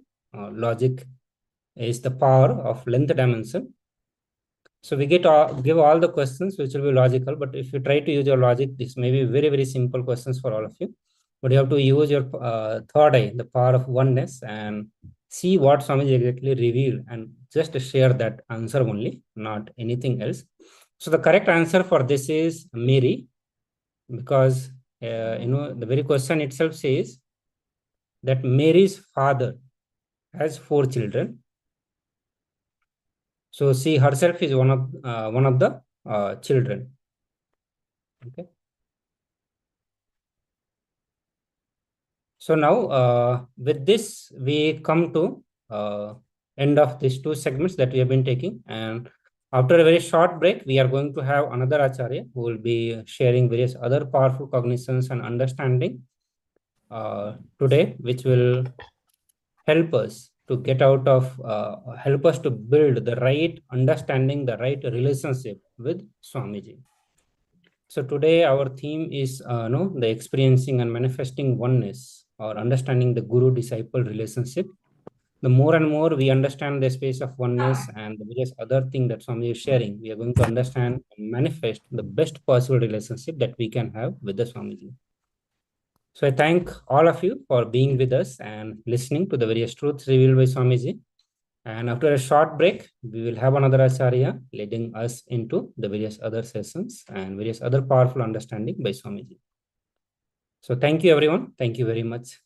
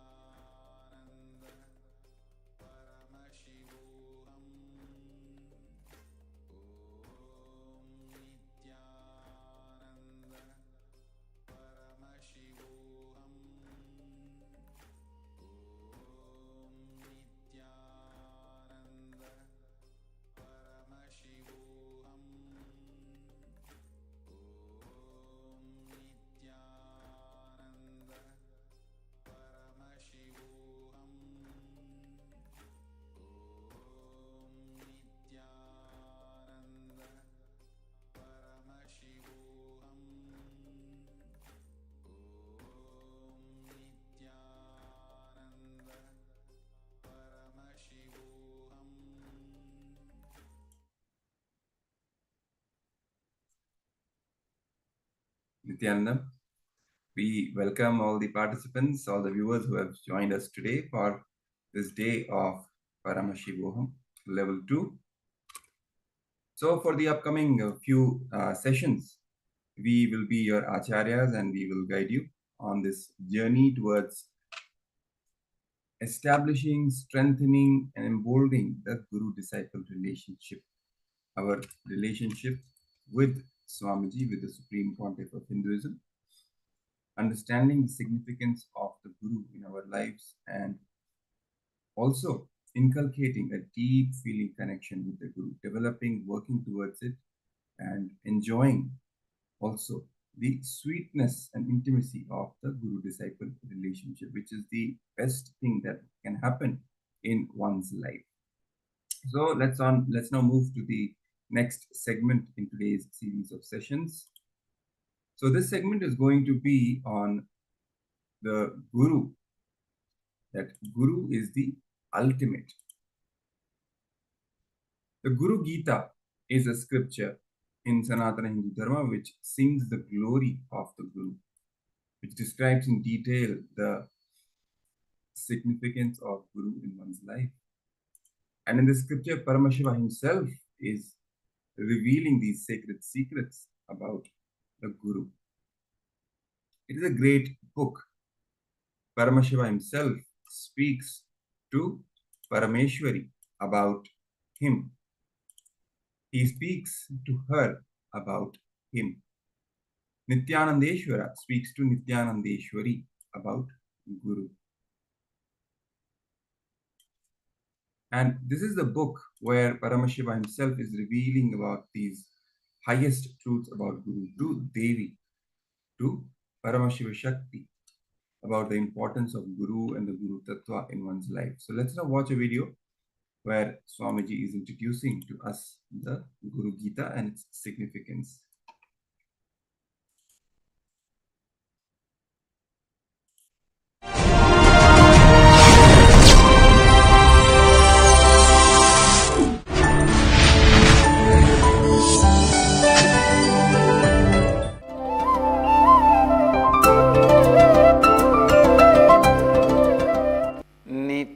नित्यानन्देश्वर समारम्भां नित्यानन्देश्वरि मध्यमाम् अस्मदाचार्यपर्यन्तां वन्दे गुरुपरम्पराम्. I welcome all the devotees, disciples, samajis, satsangis sitting with us all over the world through Nithyananda TV, Lotus TV, Sadhana TV, Ishwar TV, Janashri TV, and through two-way video conferencing, having Nayanadiksha in 24 cities, in 23 countries around the world. Cities sitting with us: Oman, Sivagangai, Tiruvanmiyur, Chennai, San Antonio, Texas, Auckland, California, Enriching Temple, Biddi, Kuala Lumpur, Palani, Kathmandu, Nepal, Adi Nithyananda Dhyanapetham, Avattipalayam, Devon, UK, Mumbai, Andheri, San Diego, La Jolla, Singapore, Singapuram, Winnipeg, Canada, New York, Varanasi, Dubai, Vaidyanatham, Hyderabad, Guptakashi, Houston, Kalahasti, Toronto, Kailasam, Oklahoma, Somanatham, Ohio, Prayag, Los Angeles, Arunachalam, Nithyananda Nagaramu, Hyderabad, Guadalupe, Rameshwaram, Hosur, Padayatra team, and San Jose, Madurai.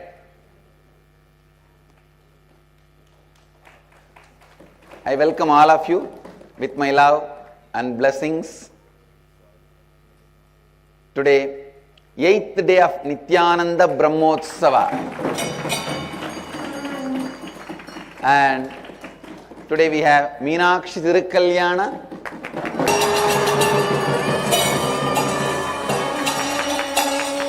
all the deities, Vishnu, Meenakshi, Nithyanandeshwara, Subramanya are all gracing.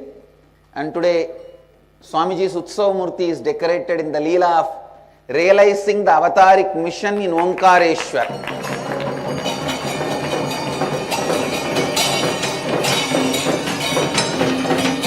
Samadhi.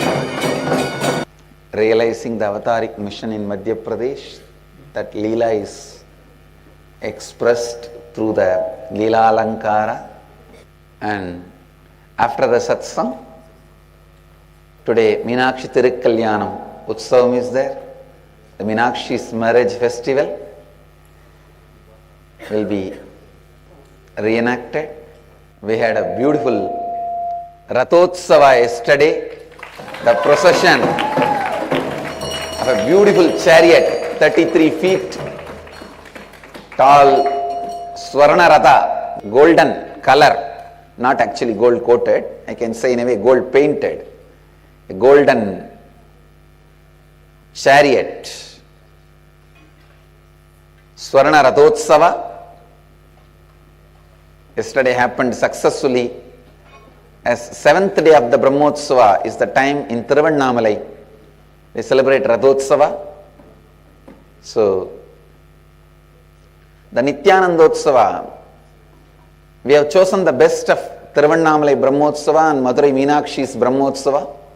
Chitrai Tiruvizha, and mixed both and arranged so that Tiruvannamalai and Madurai both comes alive. Arunagiri Yogishwara and Meenakshi both celebrate. So yesterday, as the part of the 7th day of the Brahmotsava, Rathotsava was happening, and I'll start giving the essence of all the satsangs I conducted this year. In the next few satsangs, I'll continue my satsang. The essence of all the satsang happened this whole year.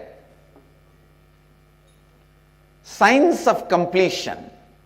Please listen. Fire, depth, vengeance, and incompletions.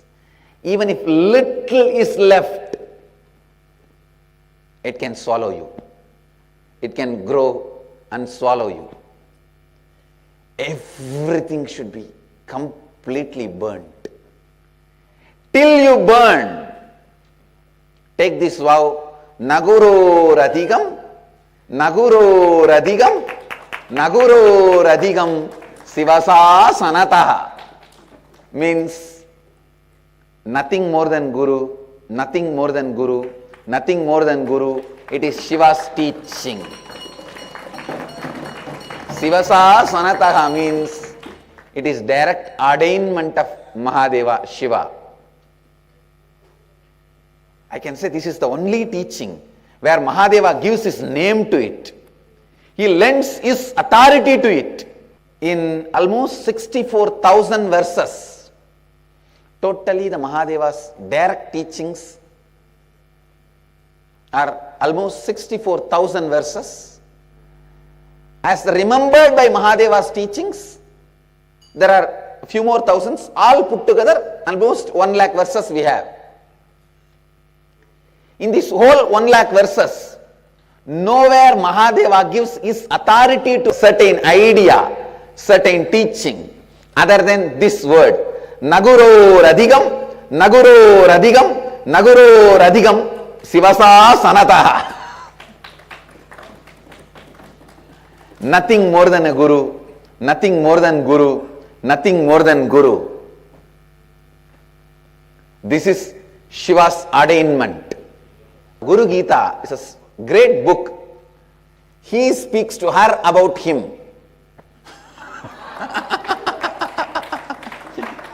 He speaks to her about him. Nityanandeshwara speaks to Nityanandeshwari about Guru.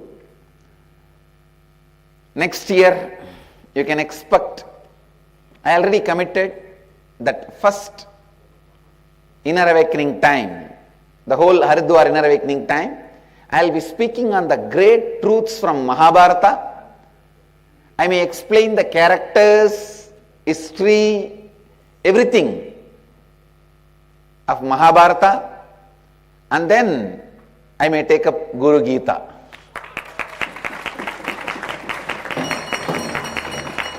The Guru Gita is directly spoken by Mahadeva to Mahadevi, Parvati about Guru. So as our Sampradayas, deities are Nityanandeshwara, Nityanandeshwari and Nityananda, Guru Gita will be the best book to be declared as the book of our Sampradaya. That is the book of Nityananda Sampradaya. Please understand, even little incompletion can creep into you and make everything look as incomplete. Even the little incompletion left without getting completed, like a little fire left without being put off, can grow and become a forest fire, consume the whole town. A little depth unattended can grow, expand and become huge depth and can lead to IP, insolvent petition. A little vengeance left unattended can grow to a big war like Mahabharata war. A little incompletion unattended left can take you away from the master. So understand, till you achieve completion, Naguro Radhikam, Naguro Radhikam, Naguro Radhikam, Shivasa Sanataha. After you achieve the completion, Naguro Radhikam, Naguro Radhikam, Naguro Radhikam, Nityananda Sasanataha. After you achieve the completion, you know, your heart knows experientially nothing more than Guru. Till you achieve the completion, hold on to this. As Mahadeva says, Shiva Sasanataha. Ramakrishna gives the example, just one desire for Rasagulla is enough to make you come back, take body. Please understand. One desire for Rasagulla is enough to make you come back and take the body.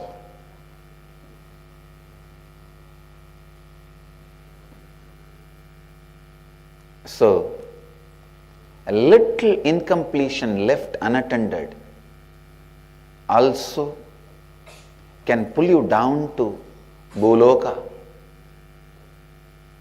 ordinary, very ordinary human earth.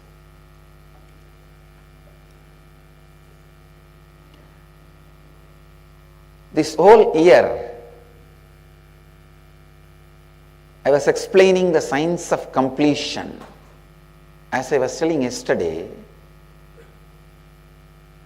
we have become integrated in tons and tons of ways.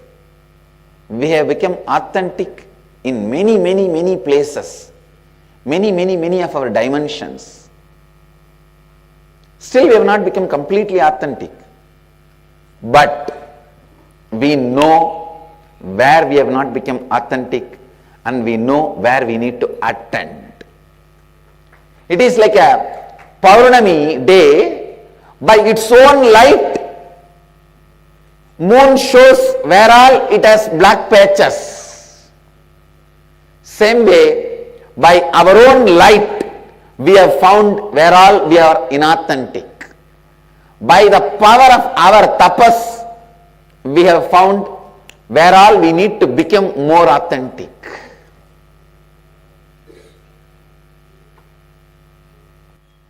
Fearlessly expanding.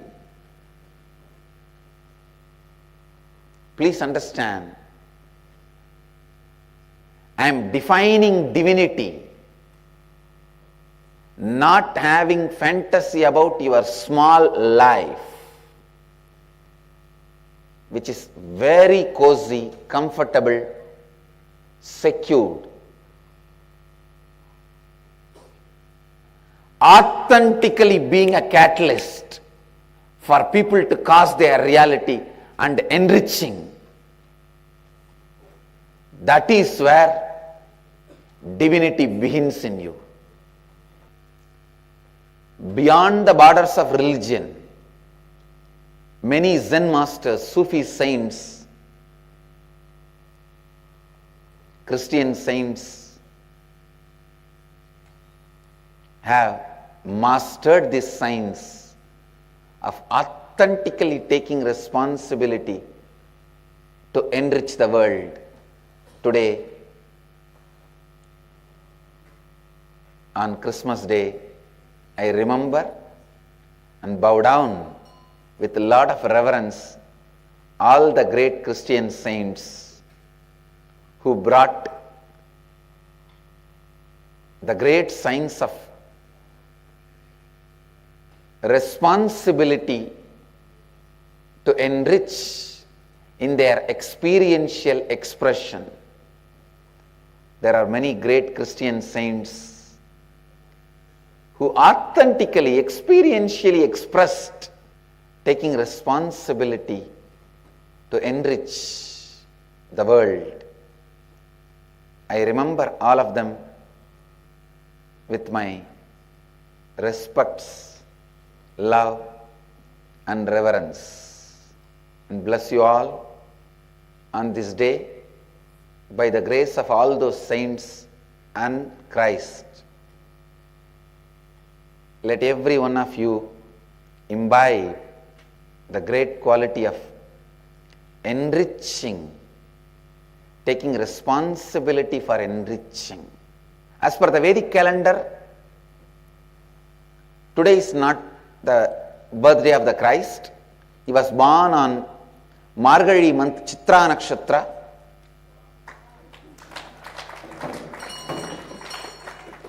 That is why Chitra Nakshatra is the most powerful seen nakshatra with empty eyes, which can move along with our journey. Means even if you are traveling, you can see the Chitra Nakshatra continuously, especially in the Middle East region. That is the star recorded in the Bible, which was seen by the great three rishis who went to attend the delivery of Christ. That is why even now in all the puja mantras, Chitra Nakshatram Bhavati, Chitra Nakshatram Bhavati is chanted, because Chitra Nakshatra is the most powerful nakshatra which can be seen with open eyes throughout the year. Every month only Chitra Nakshatra can be seen with open eyes throughout the year. But as per the Western date calendar, today is the Christmas, the Christ's birthday. Even little incompletion left can become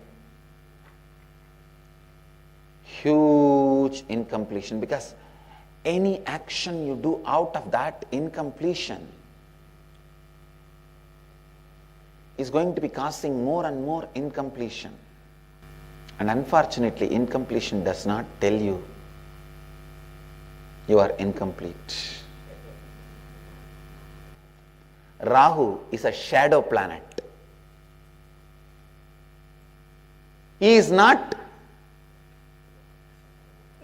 the actual matter, he is a shadow planet.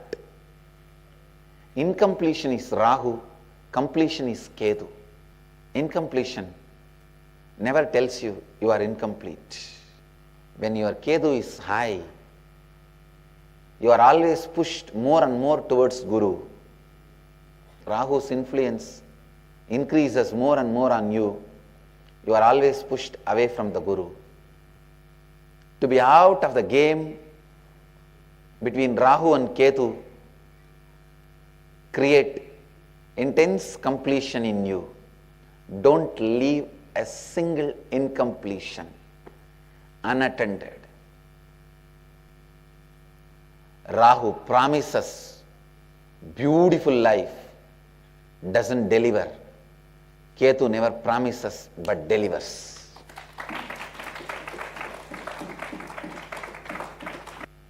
Rahu is the body, Ketu is the face, head. Rahu is the matter, Ketu is consciousness. Understand, do not allow even little incompletions. The parihara, prayaschitta to save yourself from Rahu is Guru's kripa, Guru's blessings, not you seeing the Guru through TV, Guru seeing you all the time. That is the only thing which can save you from the negative influences of Rahu. Rahu gives you the fantasy of bright life, but ditches you in a worst way. Ketu never promises you, but showers best life on you. Go on taking responsibility to enrich. Never allow the tiredness. Rahu enters into you in the form of tiredness and boredom. Never allow that too. Tiredness and boredom to enter into you forever. Again and again and again. Bring completion into your life. Ketu into your life. Anything can be missed for the sake of Guru. You will have Guru, and what you missed for the sake of Guru. Guru should not be missed for anything, because you will neither have Guru nor what for you missed Guru. When Ragu takes over, he separates you from Guru, and he also doesn't give you anything other than suffering. When Guru takes over, he gives you Guru and all the best things of life, all the good things of the life. Continuously, sincerely be a cause for others to realize their reality.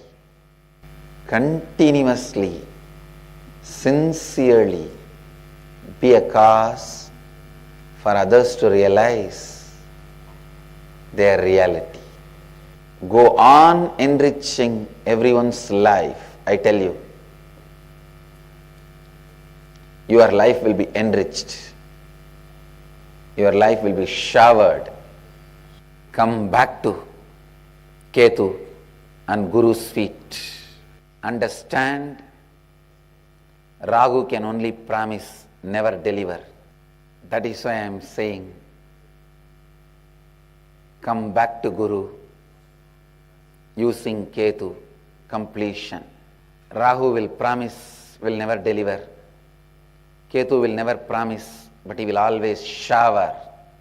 Whenever expansion happens in you, whenever you are moved towards the ultimate reality, higher reality, the obstacles that comes up in you, incompletion that comes up in you in any form, it can be just an ordinary gulab jamun, is Rahu, not allowing the influence of incompletions. Rahu in your life is tapas, not allowing Rahu to move you out of Guru is tapas.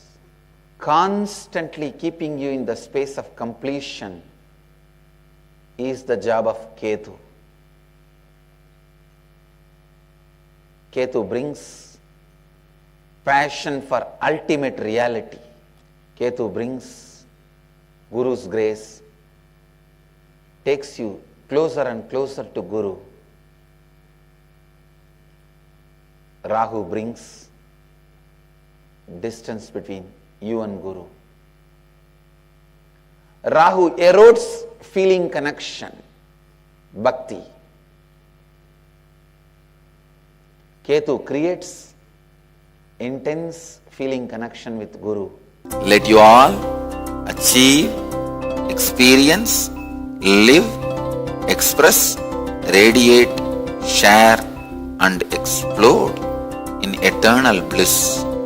Nithyananda. Nithyananda Dhyanapitham, Nithyananda Nagar, off Mysore Road, Bidadi, Bengaluru. Phone 08027279999. www.nithyananda.org. www.youtube.com/Life Bliss Foundation. Yes. So we've just heard Swamiji revealing the sacred secrets of the Guru and the importance of Guru in one's life. How important it is for us to align to our Guru. And if we have strayed for some reason, to align back, to come back to Guru through completion and keep on enriching others and allowing that energy of our Guru to express through us, because that is ultimately going to fulfill us as well, bring completion to us as well. So let us now move to a detailed look at the Guru Gita, the scripture which sings the glory of the Guru. So we will be going through some verses and expanding on them and what Swamiji has to speak on these verses, decoding their truths, their secrets for all of us. So the first verse, the Guru Gita, which starts with this verse, the verse goes as Sutta Uvacha Kailasa Shikhare Ramye Bhakti Sandhananayakam Pranamya Parvati Bhaktya Shankaram Paryaprachyata. The sutta said, on the beautiful summit of Mount Kailasa, Parvati, having bowed with reverence to Lord Shiva, who is the master of uniting one with devotion, asked. Second verse. Shri Devyuvacha Om Namo Deva Devesha Parat Parajagat Guru Sadashiva Mahadeva Guru Diksham Pradehi Me. The goddess said, Om, salutations, O God, O Lord of gods, O higher than the highest, O teacher of the universe, O benevolent one, O great God, initiate me into the knowledge of the Guru. The third verse, it continues. Kena margena bho swamin dehi brahma yo bhavet tvam kripam kuru me swamin namami charanau tava. O Lord, by which path can an embodied soul become one with Brahman, the absolute reality? Have compassion on me, O Lord, I bow to your feet. Then continuing to verse 9. Gurur buddhyatmano nanyat satyam satyam na samshayah kallabharyam prayatnastu kartavyo hi manishibhihi. The Guru is not different from the conscious self. Without doubt, this is the truth. This is the truth. Therefore, wise men should make an effort to seek him. Verse 10 goes as Gudha Vidya Jaganmaya Dehe Chak Jnana Sambhava Uddayah Swaprakashena Guru Shabdena Kathyate. Maya, the creator of the world, the veiled knowledge born of ignorance, resides in the body. He, by whose light true knowledge arises, is known by the word Guru. When you contemplate, and no one needs to become a believer, the contemplation on consciousness itself will make you so sure that you are that consciousness. When you bring awareness into your life, you create a new center in your being, a new space in your life. And that is what Swamiji calls as consciousness. Aham can never become Shivoham. The individual self can never become Shiva. Only Shiva can extend himself and just take the whole Aham, the whole individual self inside and radiate as Shivoham. So what you perceive yourself as of now, to whatever you can perceive till that level, you are called Jiva. So what do we mean by that? Only what defines your Jiva, which is your individual soul, your individual life, that is defined by the boundary of your perception. Now, when you cannot perceive yourself anymore individually, separately, then you have become Shiva. So here Swamiji explains beautifully how an individual soul can never become Shiva. Only Shiva himself can manifest and give the realization to the individual soul. So how much ever we practice, it's never, our effort cannot give us enlightenment. Swamiji says it has to be given by the Guru, who is Shiva himself. We receive this experience, we receive this space which can never be achieved merely by our own effort. And now Swamiji tells us that right now we are individual beings experiencing ourselves separate from the whole. However, when we cannot perceive ourselves separately anymore and we have merged with existence and we experience the ultimate oneness, then we have become Shiva. The consciousness starts happening only when we become aware of our life.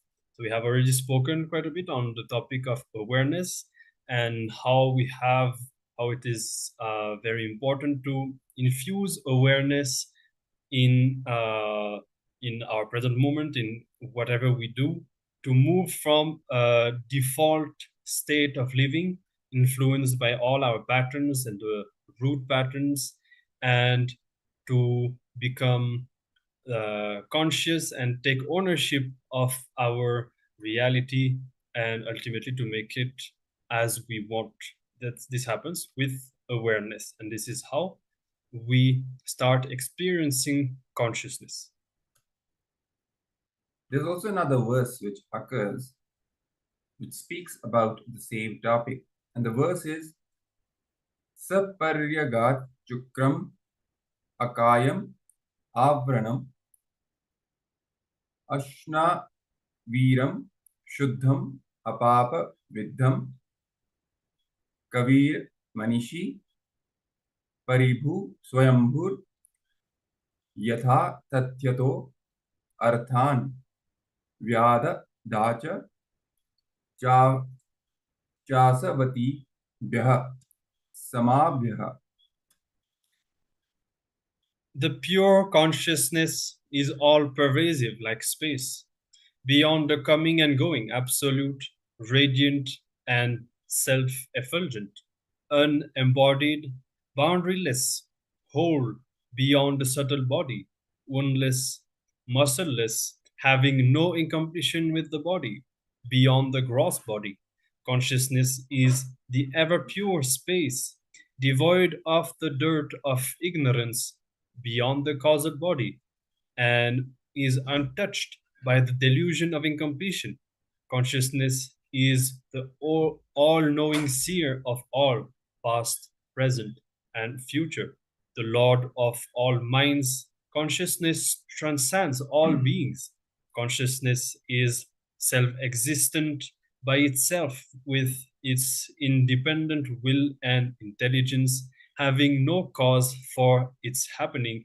It is pure consciousness that from time eternal has enriched the ages and each being by ordaining desirable responsibilities unto them as per their nature and space and their actions and results thereof. Yes.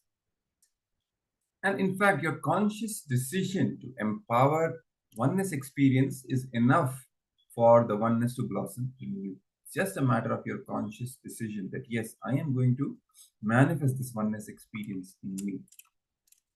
Oneness to take over you, right? So it is just declaring your willingness, the conscious willingness, which makes it happen. Oneness is God. God is not one. Again and again, Swamiji stresses upon this fact that it is oneness that is the ultimate truth of the entire existence. God is that oneness. God is not one. You cannot limit God to number, for example, 1 or 2. God is that oneness which is all pervasive in the entire existence. In the second chapter of Bhagavad Gita, the 61st verse talks about this concept of consciousness. It says, Tani sarvani samyamya yukta asita matparaha vastehi yasendriyani tasya prajna pratisthita. Whether you believe it or not, whether you want to understand or not, you are a person, you are an individual soul reflecting pure consciousness. So it is beyond your belief, whatever you want to believe, whether you don't want to believe, whether you know, whether you don't know, whether you have realized or you have not realized. The truth is that you are an individual soul reflecting pure consciousness. Here Bhagavan Krishna declares this truth in the Bhagavad Gita, 2nd chapter. Now, the Supreme Pontiff of Hinduism gives us a technique of how to manifest this oneness, the Advaita technique.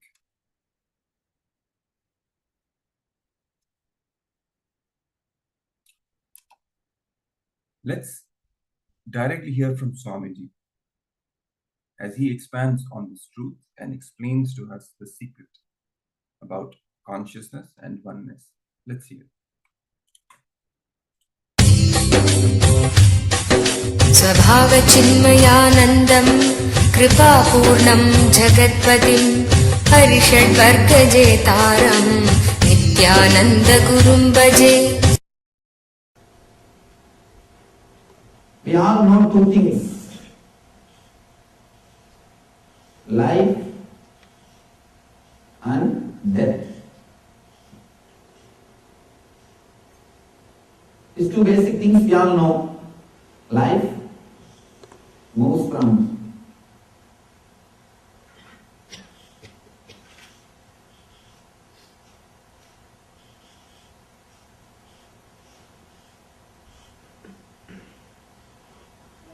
life and death.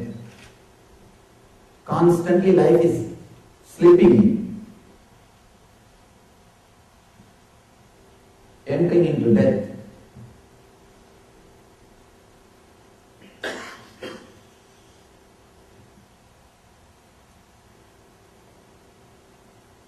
life slipping into death is what we call as living. Please understand. Actually, we don't live. We are just waiting for death to happen. Ordinary human beings don't live. Life is just slipping into death. And life is disappearing into death. That is the reason, how many years you may live, you won't feel satisfied. You won't feel you lived your life. Because we don't know what is life. Just something is slipping. You are not aware. You are not even aware what is happening in your being. When you become conscious at some point of the life, when you become conscious of life, when you start thinking, contemplating about your life, when you bring awareness into your life, you create a new center in your being.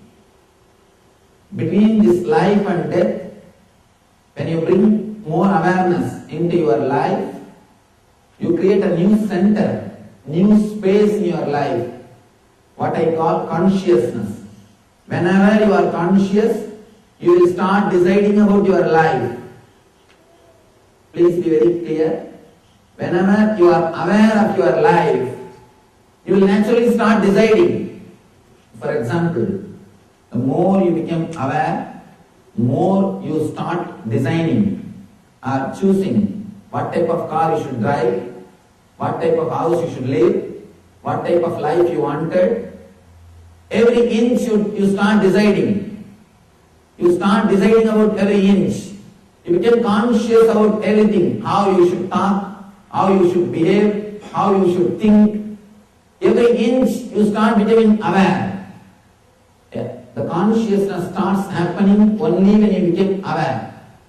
You start controlling the life itself only when you become aware.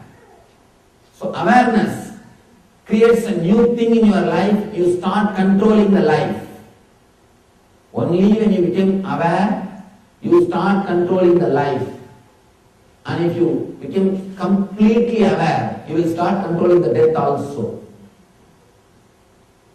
The moment you start becoming aware, you start deciding, you start controlling, you start controlling about your life. The control, you bring things under your control only when you become aware. The moment you bring awareness into your life, consciousness grows and you start deciding, you start controlling the life. You start controlling the life. This happens in the conscious level. See, whenever you are conscious, these two things happen, you know. And the unconscious level, the dream and deep sleep.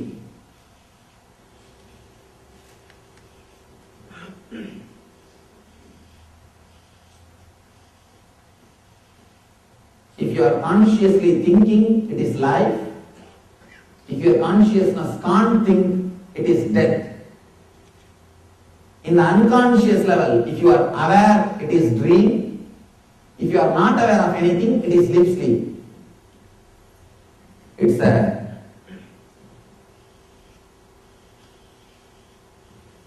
please understand this one diagram. You'll be able to understand this technique, and this very understanding can transform you. Practicing is one thing. This very understanding will inspire you to practice, because these are all the basic truth about life. Once you know how to breathe, breathing, the best way to bring energy through your breathing. After that, you don't have to do it consciously. Just because of the very understanding, you will start doing it. Now, we are working on your consciousness. In the waking state, means this state, when you are aware, the conscious state, or what? Psychology calls as conscious state. If you are aware, it is life. If you are not aware, it is death. In the unconscious state, if you are aware of something, it is dream called. It is called as dream. If you are not aware of anything, it is called deep sleep. In the life, if you bring more awareness, you start controlling life.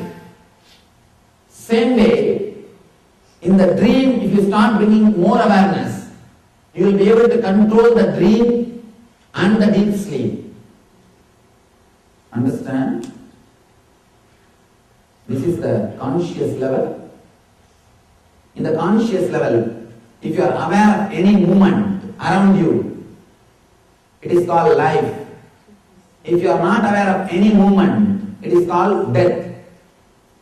In the unconscious level, if you are aware of any movement, it is called dream. If you are able to see anything, if you are able to feel anything, if you are able to experience any movement, it's called dream.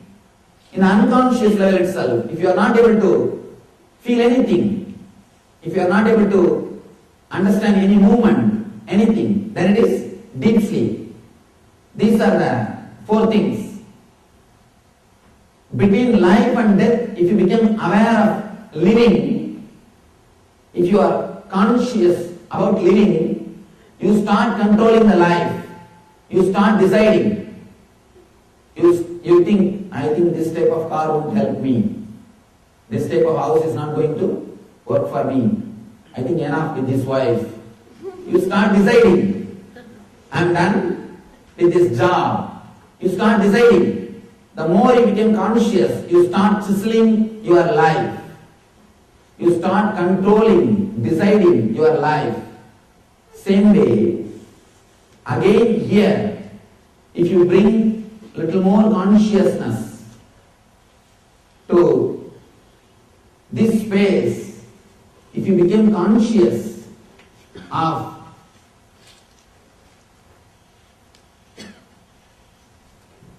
the dream state, if you bring the same consciousness to the dream state, here you will be able to control your dream and the deep sleep, controlling life and death, controlling dream and deep sleep.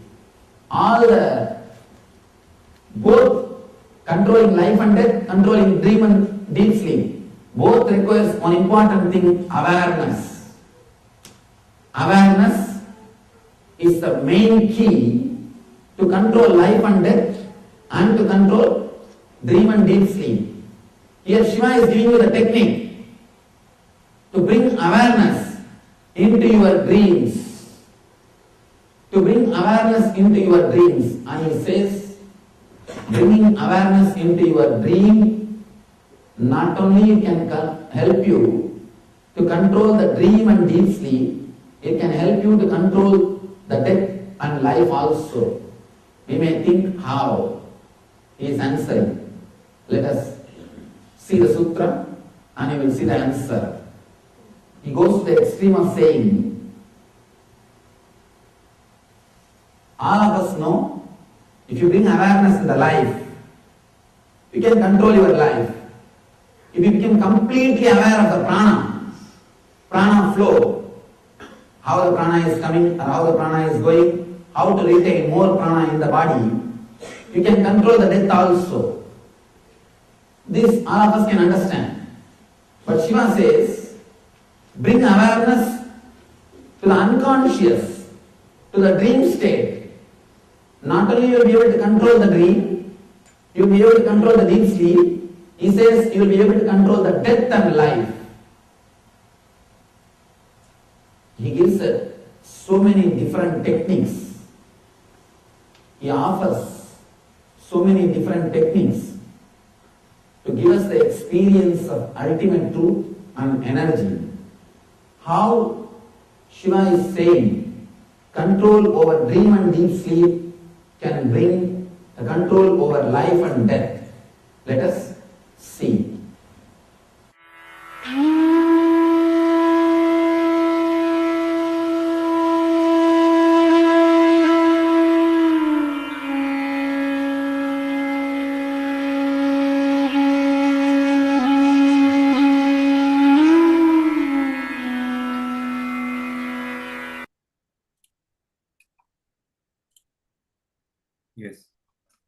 So now moving on with the verses from the Guru Gita.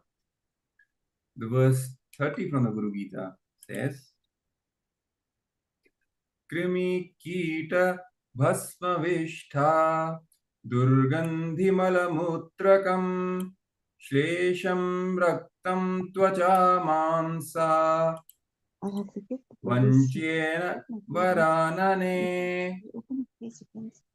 O beautiful one, do not withhold from the Guru this body, full of germs, worms, waste matter, foul-smelling urine and feces, phlegm, blood, skin, flesh, and which is finally reduced to ashes.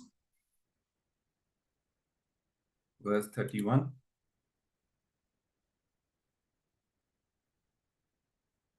Samsara vrikshamarudha patanto narakarnave yena chaivodhritah sarve tasmai shri gurave namaha. Salutations to Sri Guru, who indeed saved all the devoted ones who climbed the tree of the mundane world and were falling into the ocean of hell.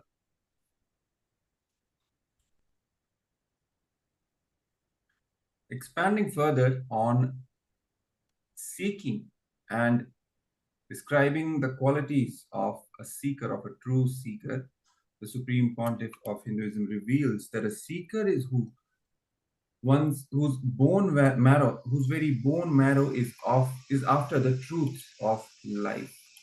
Seeker never loses focus or attention because his very bone marrow is vibrating with what he is seeking. He never loses focus. He never loses attention. He never loses what he wants to do. He never loses what he plans to do. He never loses focus on his life. That is the true quality of a seeker. He never loses focus. He never loses attention. Always steadfast on his aim of finding the truth of life, of figuring out, of discovering the truth of life. That seeking has become a very part of his bone marrow itself, his existence itself.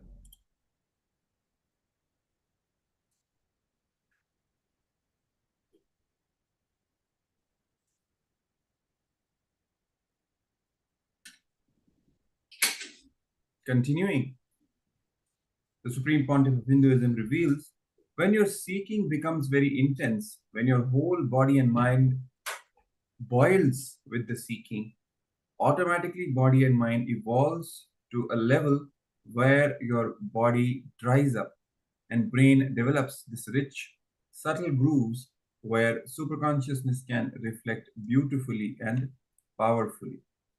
So when that boiling happens in the whole system of the seeker, when his whole body and whole mind boils with the seeking, intense power of seeking, automatically both his body and mind evolve to a certain point where the body dries up and mind, his brain, grows those subtle grooves where superconsciousness can reflect beautifully and powerfully.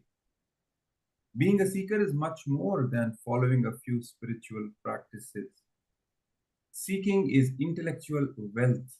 When we have intellectual wealth, we realize that something more exists in the world, something more than we understand. Swamiji explains seeking is not just about following some spiritual practices, reading some spiritual books. It is much more than that. It is the seeking is one's intellectual wealth. When we have that intellectual wealth, we realize that something more exists in this world, something more than what we understand. Tiny? Seeker is... What's that? You okay? Seeker is reality started happening from the potentiality called human beings. As human beings, we are just a seed, a potential seeker. When the seeking develops in the human being, that reality has started happening from just a mere potentiality which the human being is. And master is the realized of the potentiality of human beings. Right? So at the base level, we all have the potential. We all, as human beings, are a potentiality. When the seeking starts developing, when it develops, the potentiality turns into the reality that starts happening in us. And Master, that is the enlightened being, Guru, he is the potentiality turned into the realization of the supreme truth, ultimate truth. He is the realized among all the potentiality. Seeking is building the new consciousness for you to take a jump. Brahmacharya body is necessary for you to take off into enlightenment, into the planes of consciousness, into the space of consciousness.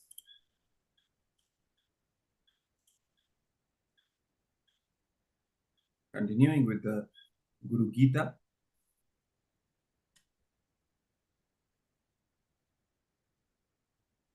Further verses say, Gurur Murtim Smare Nityam Guru Nama Sada Japet Guru Rajna Prakurvita Guru Ranyatna Bhavayet Trailokye Sphuta Vaktaro Devadya Surapannagaha Guru Vaktrasthita Vidya Guru Bhaktya Tulabhyate. The translation of these verses goes as, always remember the Guru's form. Constantly repeat the divine name given by the Guru. Always follow the Guru's commands. Think of nothing other than the Guru. In the three worlds, gods, demons, snake demons, and others clearly proclaim that the knowledge lying on the tongue of the Guru is obtained only through devotion to the Guru. See again and again how much of importance, how much of devotion exists in this Guru Gita when Paramashiva himself is describing the significance of Guru, the greatness of Guru in one's life. He says only through devotion to the Guru, the knowledge, the supreme knowledge lying on the tongue of the Guru is obtained, and this has been testified by all the three worlds, all the beings who exist in all the planes of existence, the gods, demons, snake demons, all the living creatures. They have again and again proclaimed that this knowledge which lies on the tongue of the Guru is obtained only by the devotion to the Guru, by surrendering to the Master.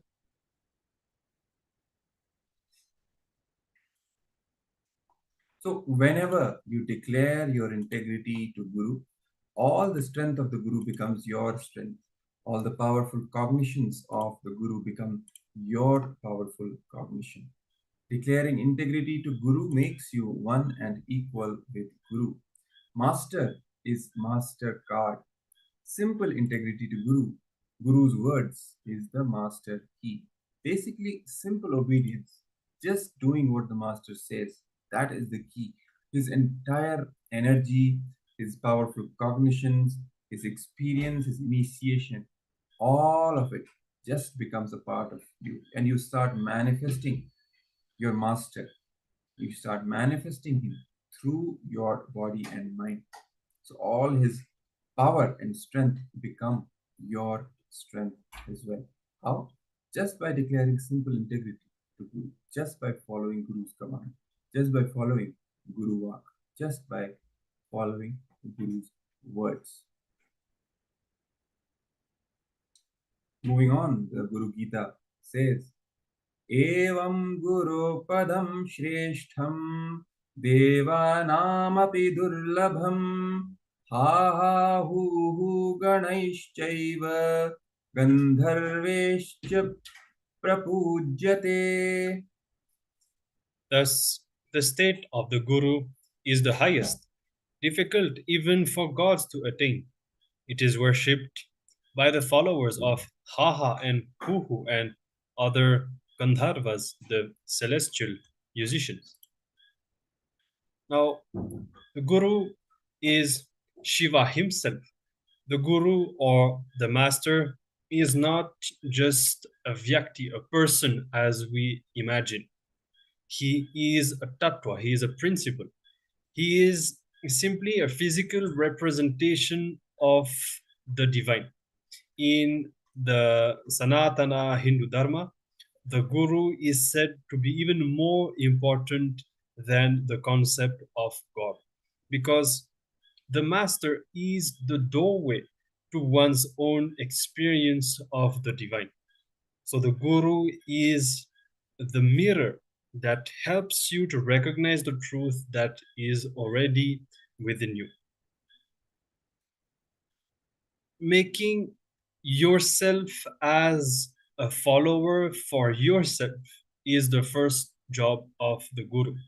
Only one who made himself as his own follower can be a guru, and only such a person will be able to make others to follow him, because Swamiji says the truth, nobody is a fool. Everybody goes to the depth and analyzes the guru, and so people find out whether the guru really has experience and whether he is talking something that he has realized or not. So basically, the job of the guru is nothing but helping every individual to manifest their ultimate reality. And without the guru, also you can manifest, but it might take few thousands of births and deaths. So this is a very important revelation that we are having here. I think almost all of us would have had this question at some point, whether the guru is really needed or whether it is possible to achieve liberation, enlightenment, or spiritual growth, whatsoever, by ourselves. And the truth is, technically, yes, it is possible. However, if at all it happens, it might take thousands of birth and death. So practically, all of us realize that the guru is mandatory for us to realize the divine. And how much ever we know or we think that we know of God, it is only through the experience which is given by the guru that we finally actually realize God's nature. Otherwise, until then, how much of a knowledge we have, it will remain as intellectual knowledge, but it will not become an experience for us. So the feeling connection with the Guru, experiencing oneness with the Guru, is the most powerful blessing. And is the most powerful happening that can happen from this cosmos to you. So this is also something very important that all of us need to contemplate upon. And if there is one thing which you can take away from this Paramashivoham, if you have to choose one thing, I might say that this is one of the most important thing, if not the most important revelation, that just like during the power manifestation, for example, we emphasize that yes, the manifestation itself is great, the power has expressed, that is great, but the space that you experience is even more important. This is even more powerful, and this is even more precious. And Swamiji says that this feeling connection is not only a great happening, but it is the greatest and the most powerful happening in the cosmos itself. So all of us know, if whoever is able to experience this, to feel this feeling connection and the devotion, the sacred sentiments, then we have to realize that this is a divine gift, and this is something that we have to nurture and develop more and more. So now, with this, we'll be continuing with another video from Swamiji on this topic of relating with the Guru Gita, and let us watch.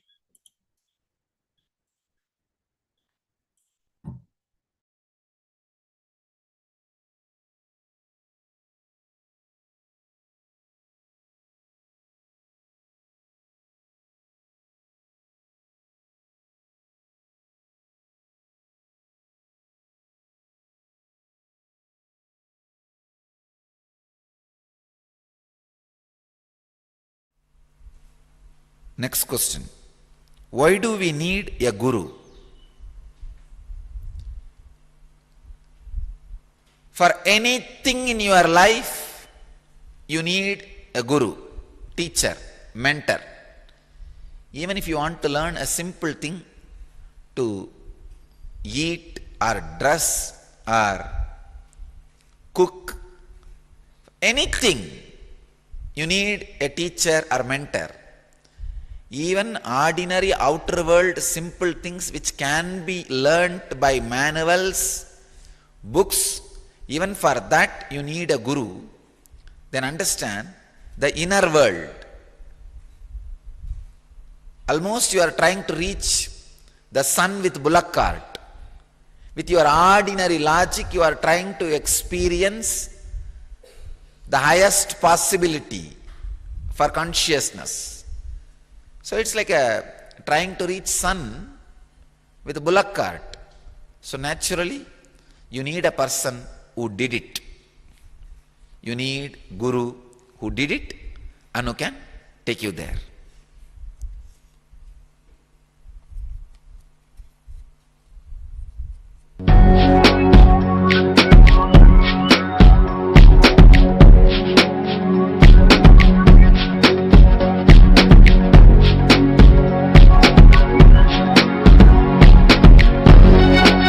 All that I take, all that I smell, I offer to you, Swami Nithyananda. All that I see, all that I hear, I offer to you, Swami Nithyananda. Like this dance, and this song, and this joy, I surrender to you. All that I feel, all that I am, I offer to you, Swami Nithyananda. Urgaram, Karunavataram, Samsarasaram, Bhujahendraharam, Sada Vasantam, Hridayarvinde, Bhavam Bhavani, Sahitam Namami.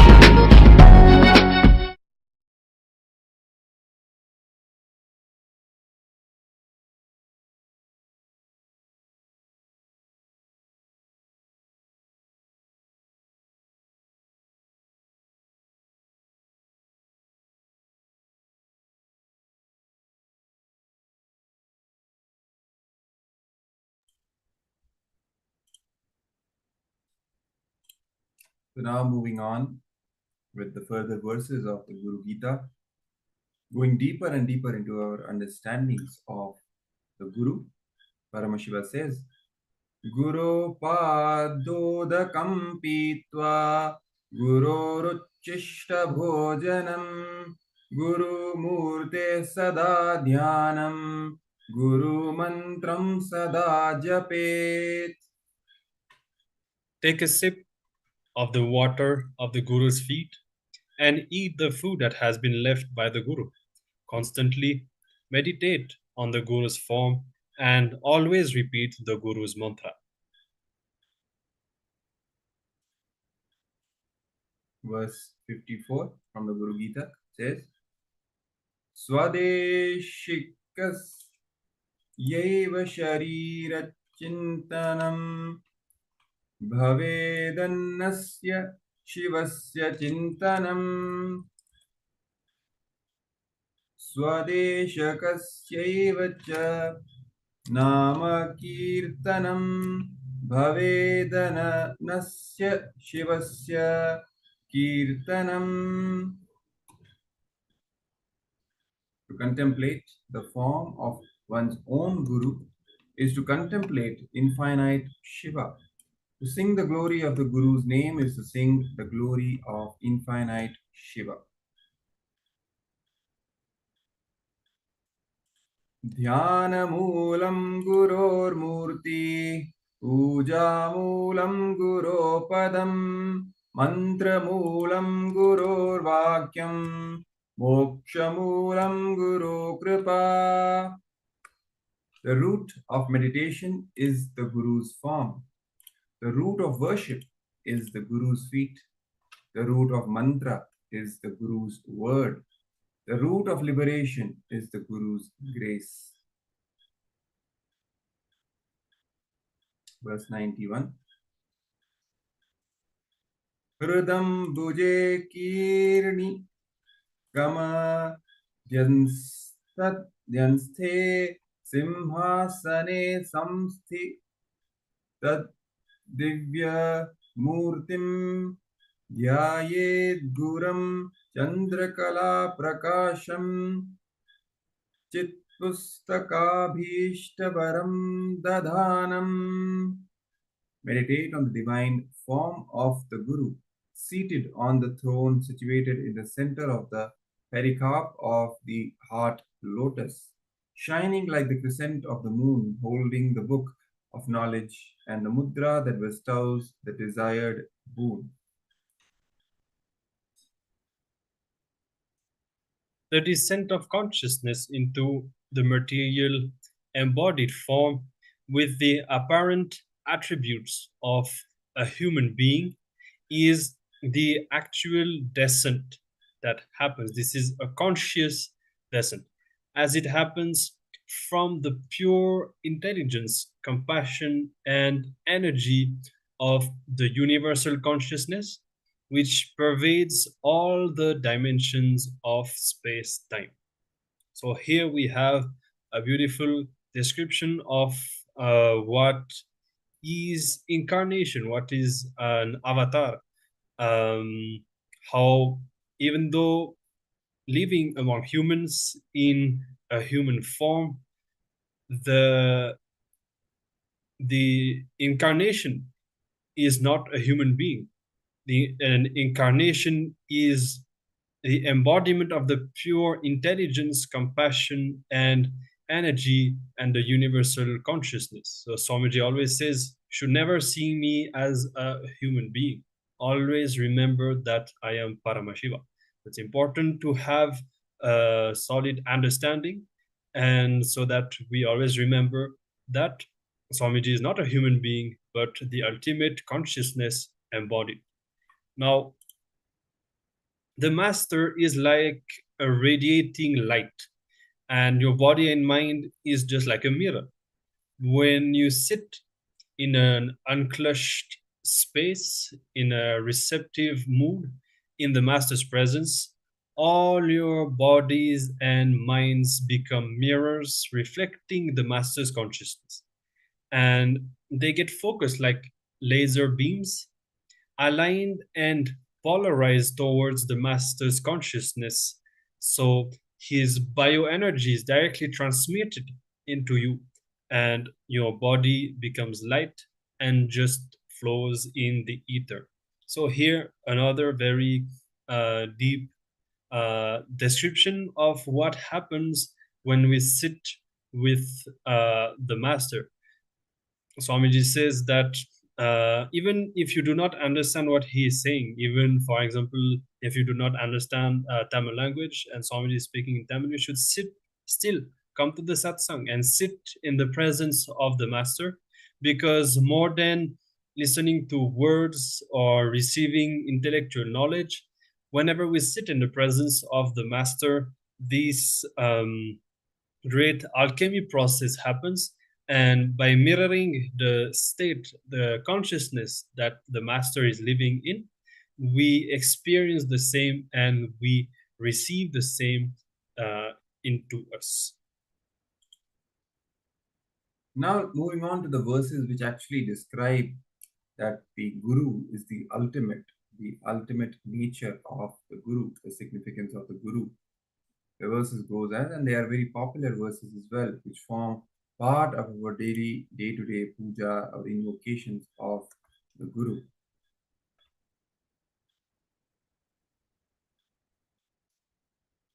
Gurur Brahma, Gurur Vishnu, Gurur Devo Maheshwaraha, Gurur Raiva Parabrahma, Tasmai Shri Gurave Namaha. The Guru is Brahma, the Guru is Vishnu, the Guru is Lord Shiva. The Guru is indeed Parabrahman. Salutations to Sri Guru. Guru is the Brahma who is the source of creation of the universe. Vishnu, who is the source of sustenance of the universe, and Guru is also Lord Shiva, who is the source of rejuvenation of the universe. Guru is all of the three put together in a single form. I surrender to that Guru. I surrender to the Guru who is omnipresent and also has given me a glimpse of his experience. I surrender to the Guru who has, with the brush of wisdom, opened my eyes blinded by ignorance. Ajnanatimirandhasya jnananjanashalakaya chakshurunmilitam yena tasmai Shri Gurave Namaha.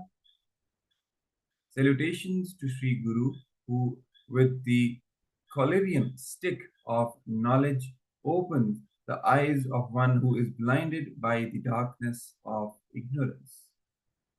Describing how the Guru destroys the ignorance of his disciple and makes his inner heart, the inner space, shine with the realization, the knowledge of the supreme truths of Paramadvaita, of oneness, thus liberating the disciple. Anything can be missed for the sake of Guru. Anything. You will have Guru and what you even missed for the sake of Guru. Guru should not be missed for anything, because then you will neither have Guru nor what for you missed Guru. When Guru takes over, he gives you Guru and all the best things of life, all the good things of life. This is one of the most important things that we should remember. Anything can be given up for the sake of Guru. Anything means anything with a capital A. Because when we hold on to the Guru, we get the Guru and all the best things of life, even the things which we gave up for the sake of the Guru. But if we give up Guru for the sake of certain other things, then we neither get those things nor do we get the Guru. It is the law of life. And this is what Paramashiva here declares in the Guru Gita and explains to us as well. And in fact, this is the revelation which the Supreme Pontiff of Hinduism has himself mentioned again and again.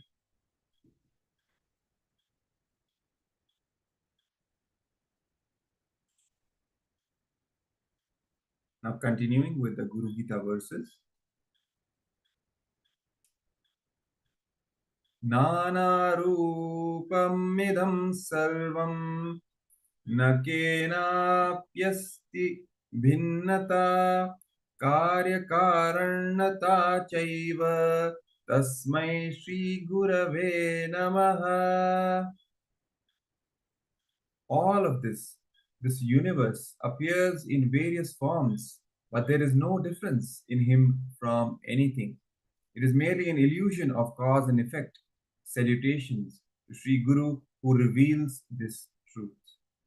Because it is the Guru who reveals this truth of the existence of the entire cosmos, of the whole law of cause and effect, which creates this whole perception of reality in front of us, and who reveals the reality beyond the whole perception, beyond the illusion that we see as the world and the Maya of the world.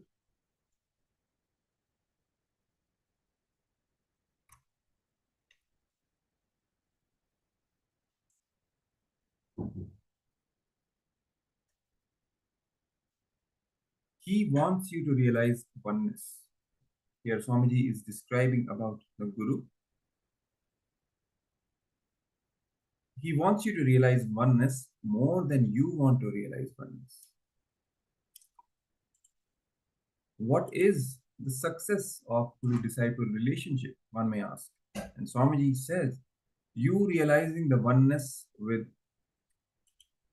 Paramashivatva, you realizing the ultimate, that is the success of Guru-disciple relationship. That is the purpose of the Guru-disciple relationship. The fundamental primary secret, Rajavidya, Rajaguhyam, the royal knowledge and the royal secret is to make guru-disciple relationship successful, is realizing by his state he is compassionate, all-encompassing, all-committed, and non-demanding. Understanding and realizing that by his very nature, by his very state, the Guru is compassionate, he is all-encompassing, he is all-committed, and non-demanding. And the success in life is fundamentally success in Guru-disciple relationship, because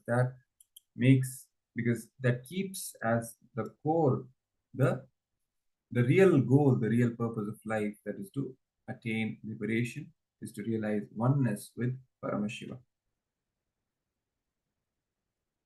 So the Guru is more responsible than you, Swamiji says, and he is more compassionate than you, he is more passionate than you. He wants you to realize oneness more than you want to realize oneness. Talking about the importance of Guru and stressing upon the fact that how much ever you may want to realize oneness, how much ever is your seeking, his wanting to make you realize oneness is 1,000 times more than your wanting to realize oneness. So he is more responsible than you, he is more passionate than you, and he wants you to realize oneness more than you want to realize oneness. The important basic truth in Veda Agama Shaiva Sampradayas is the physical presence of the Guru is not only required, but it is mandatory for the highest enlightenment to manifest through you.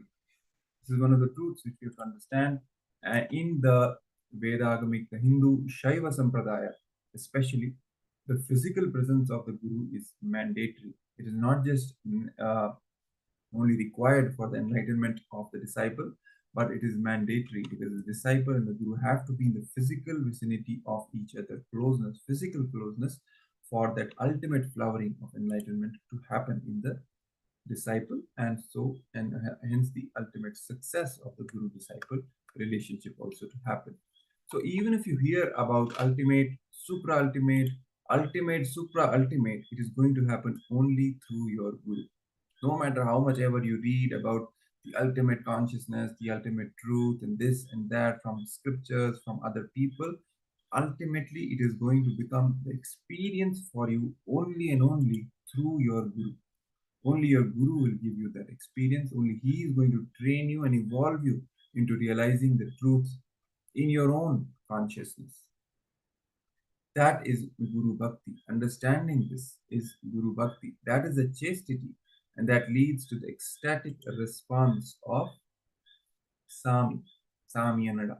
That is what Swamiji, when he describes his own personal connection with his Guru, Arunagiri Yogishwara, with Paramashiva himself, as he happened in the life of the Supreme Pontiff of Hinduism as his Guru. So they had this very sweet, intimate connection, a very simple and straightforward connection. When Arunagiri Yogishwara, for example, in one incident, he makes him realize the ultimate oneness, not in some complicated manner, simply with this experience of Sami Anada, means simple oneness, declaring the oneness, this and you and that are one and the same.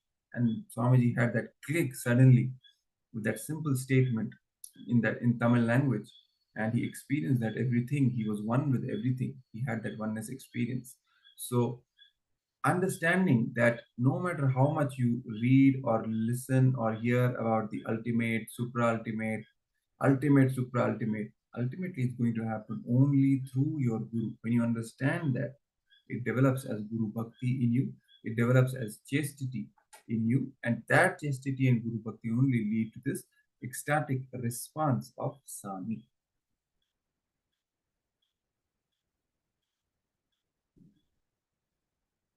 So I surrender to that Sadguru who is the eternal bliss bestower of supreme happiness, the one who is the embodiment of wisdom, who is beyond duality and who is omnipresent, to whom the supreme goal is giving the enlightenment experience, who is eternal, pure, and unshakable, who is the silent spectator of all thought processes, who is beyond emotions, who is without the three qualities called sattva, rajas, and tamas. Again, talking about the Guru description about the Guru's state, how he is beyond all illusion, how he is beyond even the three gunas, the three attributes of nature, how he is a silent spectator of the entire, all the spectrum of the thought processes. And he is the one who gives us, bestows upon us the ultimate enlightenment experience. So with this, let's now watch another short video where Swamiji describes this aspect of Guru, of how Guru is the ultimate. So let's watch.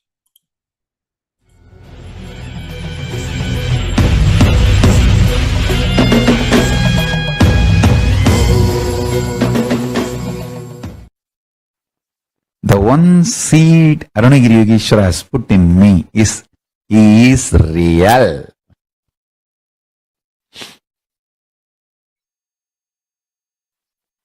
Paramashiva is real. I tell you guys, really I tell you guys. You are my disciple. With all my love I tell you guys. The best thing I received from my Guru, I am giving you guys as a prasada. This too is the best thing I received from my Guru. One, my Guru is real. Second, I committed to him. I will live like that. Over. That's all. Show your finger, Natumaidanu mudra for everything else. All insecurity, patterns, incompletions, everything. And I tell you, you will always be successful. I am real. My words are real. It's my blessing to all of you. Ferocious blessing.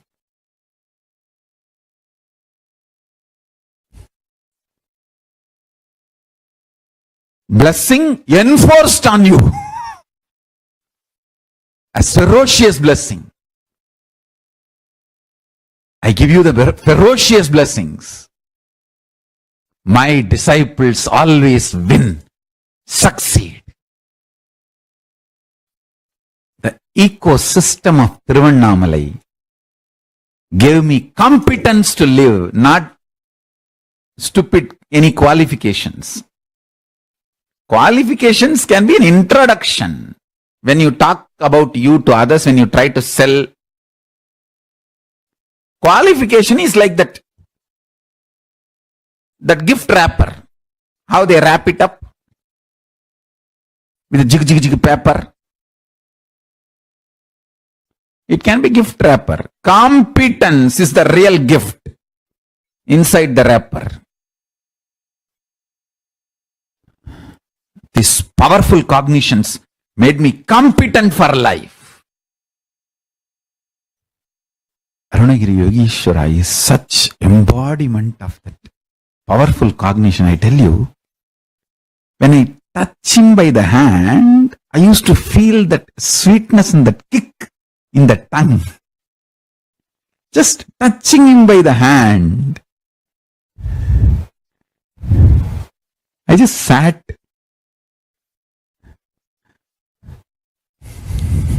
Even now when I remember, my eyes can experience that kick. My tongue can taste that sweet. His form can be smelt by the nose and heard by the ears. His voice can be seen by the eyes and smelled by the nose and tasted by the tongue. His everything can be enjoyed by all five senses and more. Just the whole Kundalini will become alive. I remember still when he blessed that Jiva Samadhi in Tiruvannamalai, in our KAILASA in Tiruvannamalai, Adi Annamalai. Vanni Perunjudarai எழுந்தருளிய நாம் வன்னி மூலையில் வன்னி மரத்தில் இவ்வன்னி மர வடிவாய் என்றென்றும் இங்கிருந்தருளி எல்லோர்க்கும் அருள் செய்வோம். As a light shaft, I came in this Agni corner, and as the Agni tree, Vanni tree, I will stand and reside and bless all of you forever. In this tree and under this tree, somebody who loves me most, whom I love most, before I leave the body, if they ask me, Swamiji, just give essence of your whole life so that we can carry for future. We can write this as a golden words and keep it for future. I'll tell you just these few words. Personal, intimate attachment to Guru. For everything else,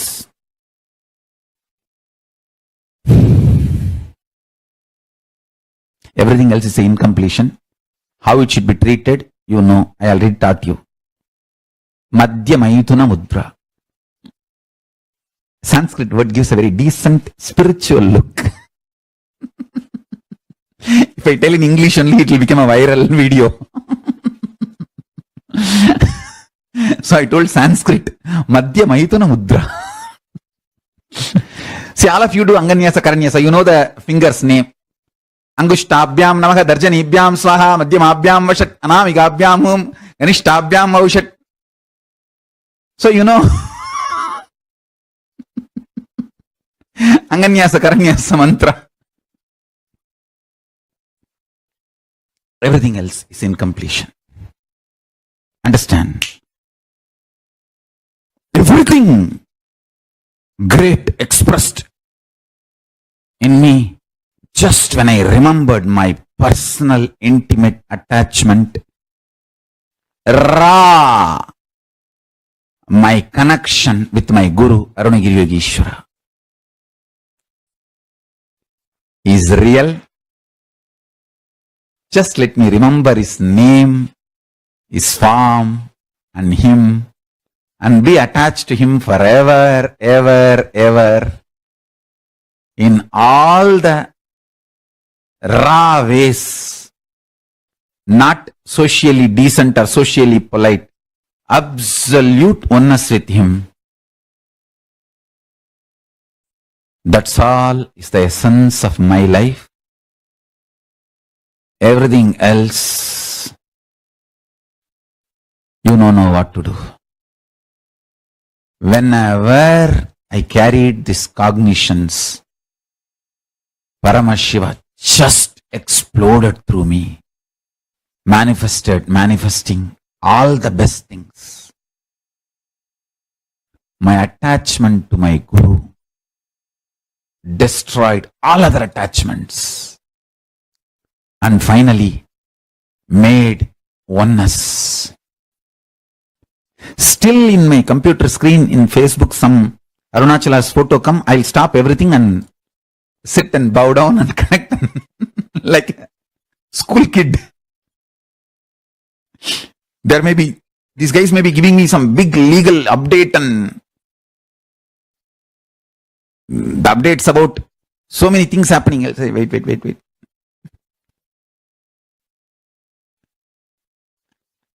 That is the essence and juice of my life. My attachment to my Guru, Arunagiri Yogeshwara.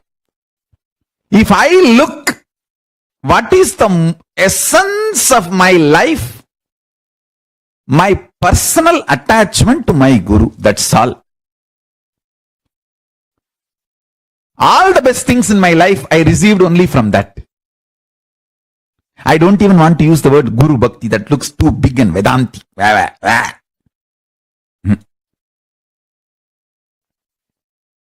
don't want to use the word Guru Bhakti. I want to use the word Guru Pasam. That's all. Without even knowing what is integrity, I enjoyed integrity with him. Without even knowing what is responsibility, I enjoyed responsibility for him. Without even knowing what is enriching, I was enriching about him to the world. Without even knowing what is Brahman, I had Brahmajnana from him. Before even knowing the word Brahman, he gave me Brahmajnana. Actually, I learnt the words much later. Words I learnt only to cross-verify and to tell you all. I don't know how many of you know. In Tiruvannamalai, for the Arunagiri Ishwara's Jiva Samadhi, the Stapati carved my deity little bigger than that Arunagiri Ishwara's deity. I said, no, it will not be installed. I rejected my deity.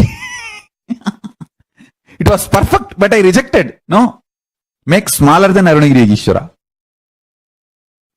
Actually, I was not building the Arunagiri Ishwara's Jiva Samadhi inside our Adinam because I didn't want a second Jiva Samadhi. Then finally now I am forced to build because I wanted to see that always through web camera, to have darshan. Inside the temple they may not allow, that is the reason I built it. So I can keep a web camera and continuously have darshan.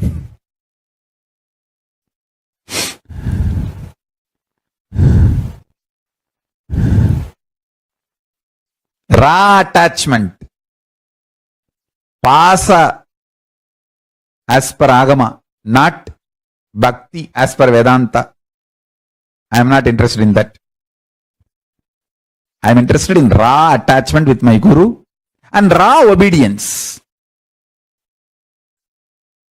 I don't need a logic. I don't need to be convinced to obey my Guru. I just know he is real and I am attached to him. I am committed to him. I will do it. That's all. Too simple. And life is too easy, too beautiful.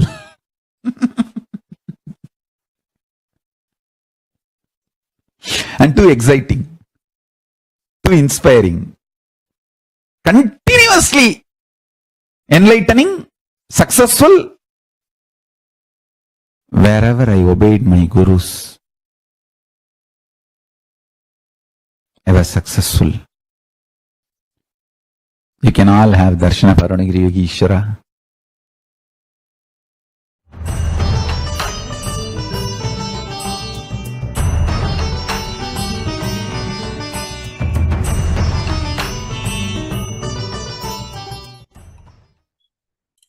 Yes. So after this beautiful revelation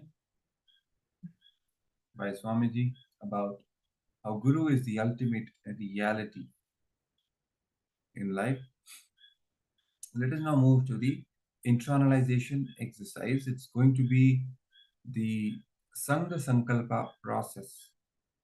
It is a way which Swamiji helps us, how he helps us to develop our integrity, our commitment towards him through us being a part of the Sangha which he has created, to us being a part of KAILASA and being committed to building a strong ecosystem to enrich others as well so that they can also flower in their life. And this is the way for us to also reach our ultimate fulfillment. So let's go through this process and see how Swamiji is guiding us into developing and a strong integrity and commitment towards him and through this whole Sangha Sankalpa process. To start with, let's also go through a verse from the Guru Gita again, describing about the Guru, the ultimate. The verse says, Moksha hetur jape nityam Moksha shriyam vapruyat Bhoga kamo japedyo vai Tasya kama phalapradam. One whose goal is liberation should repeat it, the Guru's name, regularly. He attains the splendor of liberation. One who repeats it with the desire for enjoyment will indeed get the fruit of his wish. Now, not all the time we are able to serve the Guru directly at his feet. And that is the case for us now. But in the form of his Sangha, his extensions are always available to us. The Sangha is the spiritual ecosystem that can raise us to the next level of existence by providing the ambience, the very atmosphere where the spiritual truths are lived. So this is something very important to realize here, that how much ever we learn and we try to implement all these teachings in our life, it can never equate to what it is when we join the Sangha. Because in the Sangha, all these spiritual truths are lived daily, and they are practiced, and they are implemented in every single thing that we do. We'll get into more details about this later. Now let's continue. In order to do service to the Guru's mission, being involved in the Sangha is essential, as the Sangha tunes us to radiate the truths we learn and gives us the opportunity to apply them directly. As we said, in the Sangha, we can express our devotion in arts, crafts, social projects, and various other activities. We form the representation of what it means to be a disciple. Swamiji, in fact, said that he is more alive in the Sangha itself than he is alive, then we can connect with him, then he's alive in his body or through his teachings. The majority of his presence, yes, is felt through the Sangha and through all his extensions. Now, the best way we can show our commitment and integrity to the Guru is to build a strong Sangha, which can contribute to the local community. Let us now enter into a powerful process to make this reality happen for us in our lives. So, as you all realize by now, it is by getting involved in the Sangha that we come closer to Swamiji. At the initial stage, all of us, we are participants, and we connect with Swamiji from wherever we are, and we learn, we discover all of this. Now, in order to experience more of Swamiji, to open ourselves more to him, and it is essential that we get involved in the Sangha. And when that happens, any work that you might do in the Sangha, any project that you take up, is going to directly benefit you spiritually, to directly lead you to overcoming your self-doubt, self-hatred, self-denial, and to manifesting powerful cognitions. And let's take, for example, now all of you have learned, let's say, the 4 powers of integrity, authenticity, responsibility, and enriching. Now, you will start practicing at some level in your own life. Now, the difference is that in the Sangha, integrity is literally a rule. This is something which will come into play in every single dimension of your life. And so when you do that, the amount of benefit and the amount of transformation that happens to you is much, much larger. So now with this, we'll be starting a process. If you have any question, you can let us know in the chat regarding the Sangha or anything. Now, otherwise, for the next few minutes, we'll be going into a 4-step process. And to start with, the first step is going to be what you are going to do. The question is, how would you like to be a part of the Sangha to optimize and utilize the peak possibility of your life? You can pen down. I'll repeat, and we'll be showing the slides for you all. How would you like to be a part of the Sangha, which will optimize and utilize the peak possibility of your life? So as we have told, when you join the Sangha and by becoming involved in whichever project, you manifest your own peak possibility and your life energy. So we'll be showing the slides. You can all start penning down in which way you would like to become a part of the Sangha.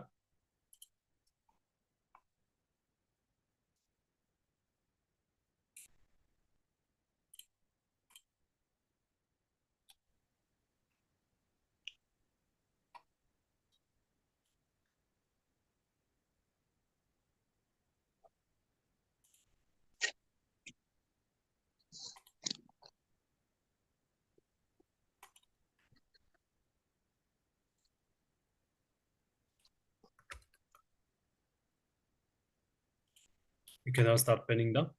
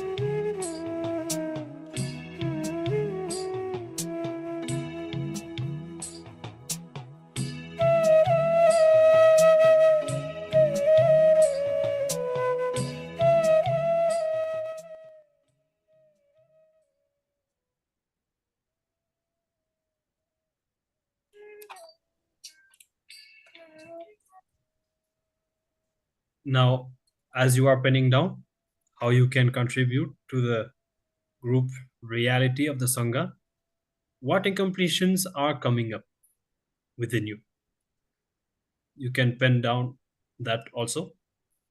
For example, it could be that I don't have money, or I already have too many commitments, I don't have time. Whatever it is, you can pen that down.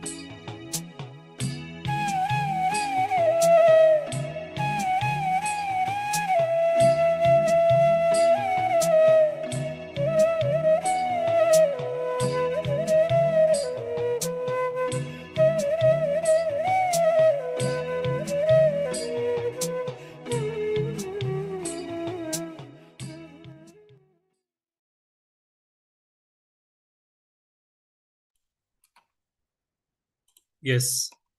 Now, the third step, review the group reality that you want to create or the involvement that you want to have with the Sangha and see if you are integrated to it. So, what are the words, the beliefs, the cognitions, perceptions that you are carrying about it? And see, are they integrated to it? Are you aligned to it? Or are you believing something and writing something else? Do a reality check. So you're gonna take a closer look and see whether you are actually aligned to making this a reality, or whether there is some other thought current running inside you. So you can take a few minutes and do this reality check.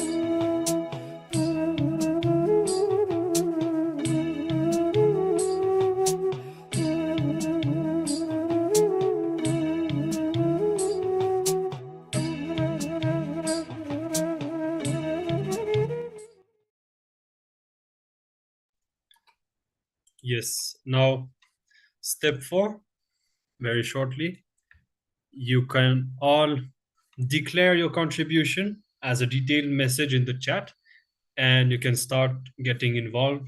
And if you need any guidance, if you have, or if you have any question, you can let us know. We'll be completing this exercise with this final step, and we'll be moving on to the next jnana.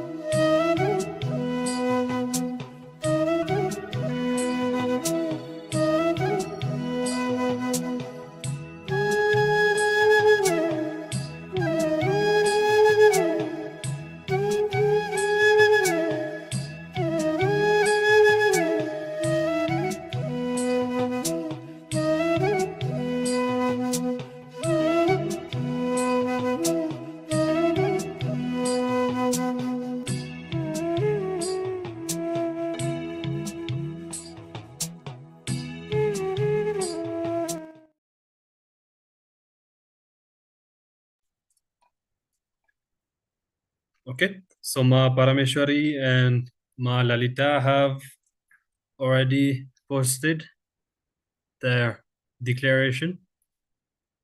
That's great.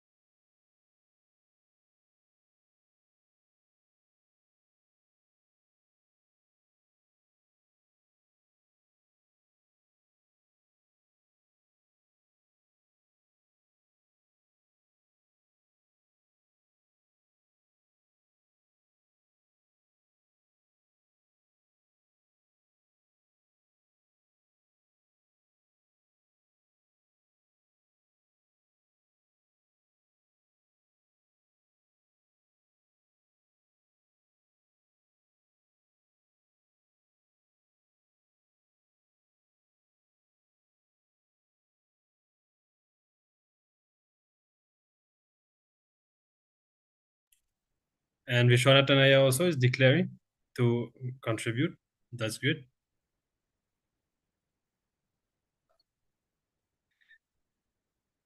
So now it's important that you all connect, if it's not already the case, with your regional leads. And if that has not yet happened, and if you do not know how, you can let us know, and we can facilitate that for you all. And so that you can all start and see what opportunities are there, how you would like to become a part.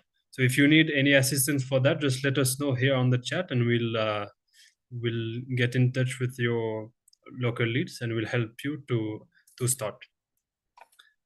So now, great. With this, we'll be entering into the next session and further revelations from the Guru Gita and how to relate with the Guru.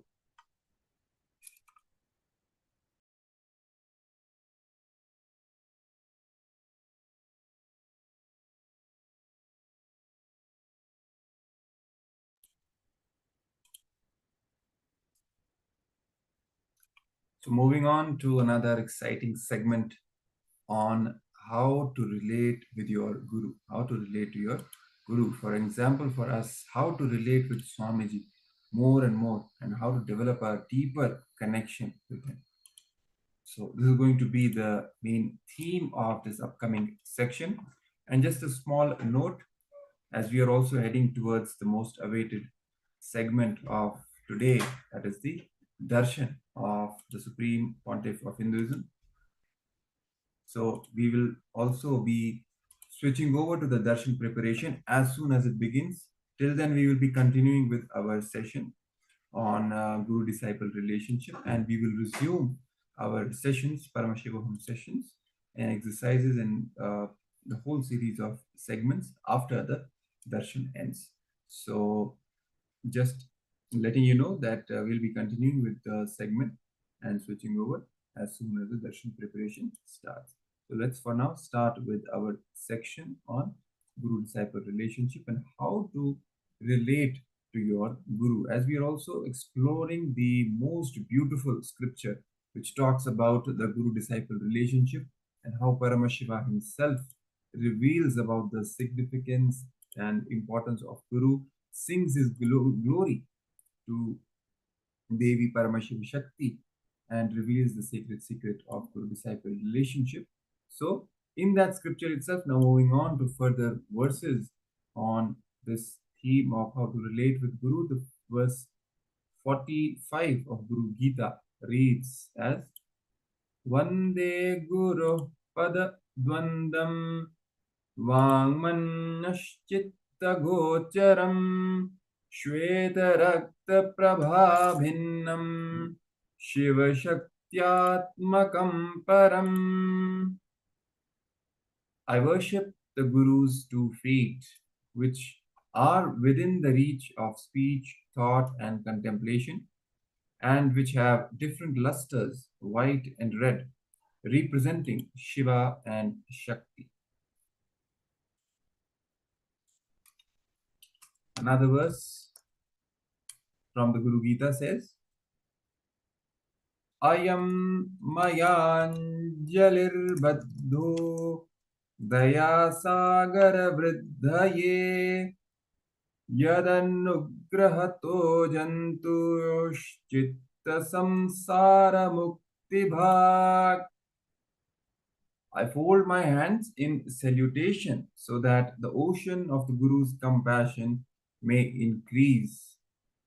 By his grace, a mortal being is liberated from the diversified world.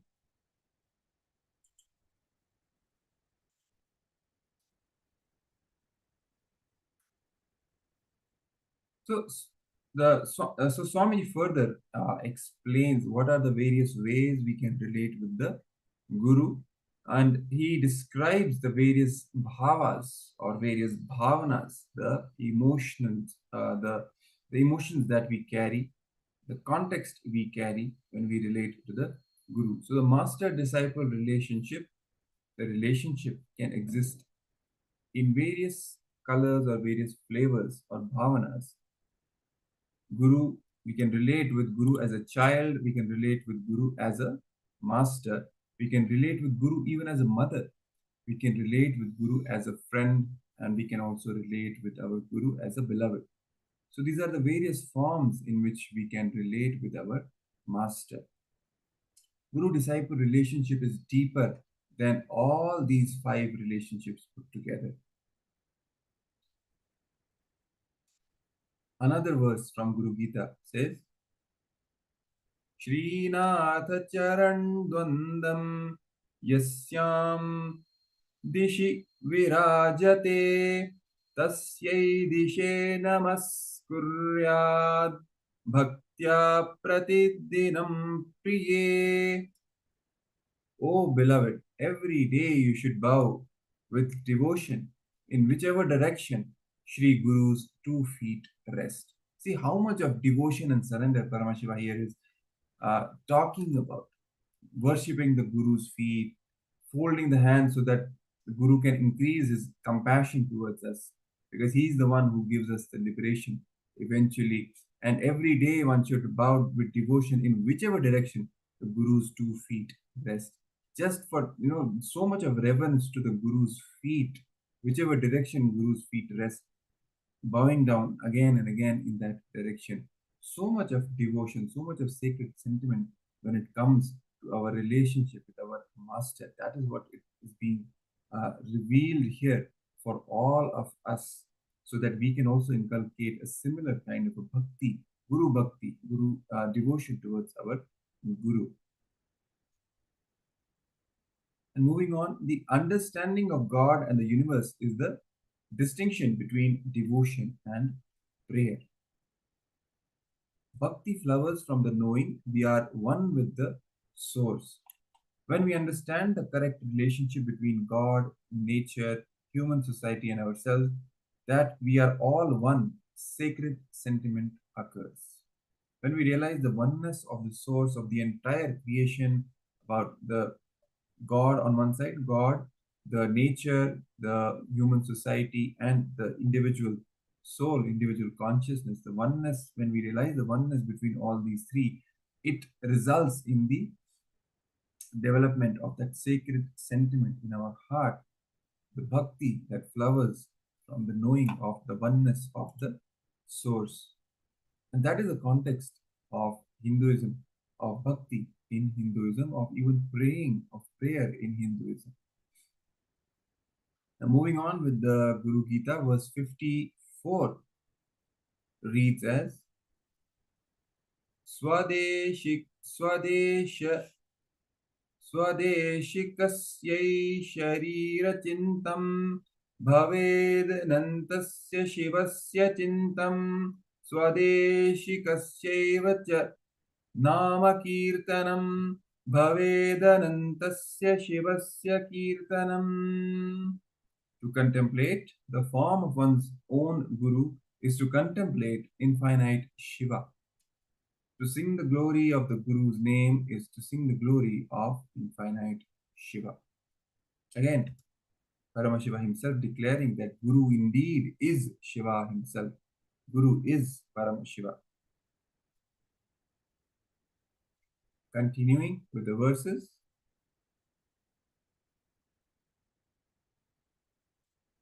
Padabjam sarva samsara davana lavinashakam brahmarandre sitam bhoja madhyastham chandramandale. The Guru's lotus feet, which extinguished the raging fires of all mundane existence, are situated in the center of the white lotus in the region of the moon, in the Brahmarandra, the hollow space of the head. Because the top of the head, the crown center, is given the space, is given the place for the Guru. Even God is given the place of the third eye in Hinduism. But Guru is given a seat even above God, that of the Brahmarandra, that is the crown center.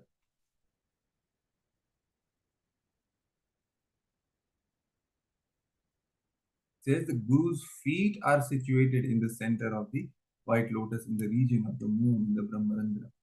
So at the top of our head is the seat of the Guru's feet, and it is the Guru's feet that receive the deepest reverence, so to speak, and the deepest devotion, the sacred sentiments in Sanatana Hindu Dharma. It is the Guru's feet, in fact, that are worshipped in Guru Puja, the Padukas. Right? So that really shows the kind of bhakti and sacred sentiments that the disciple is expected to inculcate in order for the Guru-disciple relationship to become successful.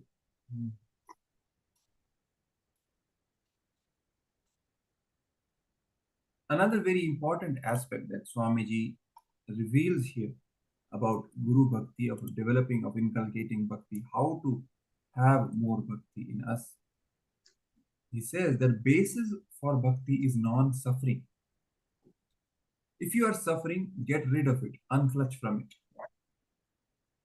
No devotion can happen with suffering. From the base of non-suffering, any emotion that wells up in you is sacred sentiment. Very important. If you are suffering, get rid of the suffering, unclutch from it. You cannot have bhakti when you are suffering from within. Only with the basis of non-suffering can you develop the sacred sentiments.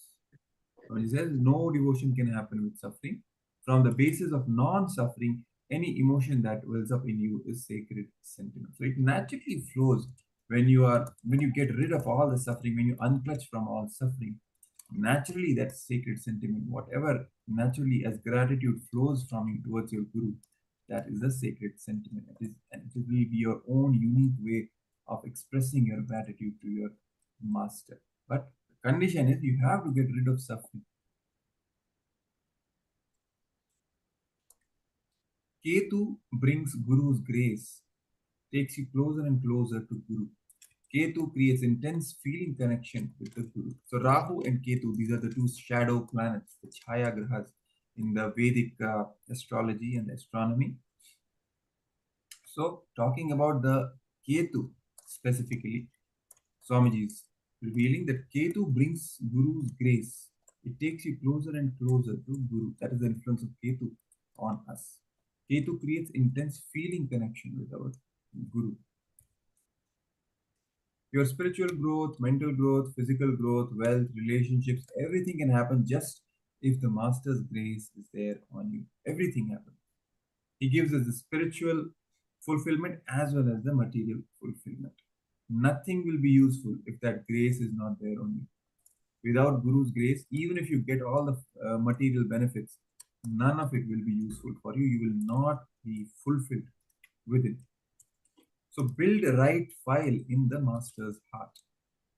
In your Guru's heart, there will be a file against your name. In that, you have to make sure you build the right file for you in your Master's heart. That is inculcating and building that pure, sweet, strong feeling connection and relationship with your Guru, and developing integrity to your Master. Now continuing with Guru Gita, next verse. Jnana Shaktis Samarudhas Tattvamala Vibhushitaha Bhukti Mukti Pradatayas Tasmai Shri Gurave Namaha. Salutations to Sri Guru. He is firmly established in the power of knowledge and is adorned with the garland of tattvas. He grants worldly fulfillment as well as salvation.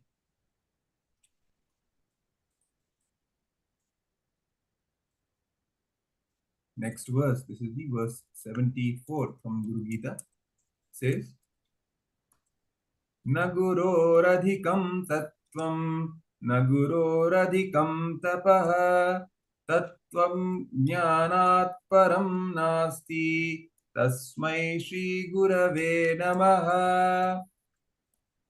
Salutations to Sri Guru. There is no truth higher than the Guru, no austerity greater than service to the Guru, no truth greater than the knowledge of him.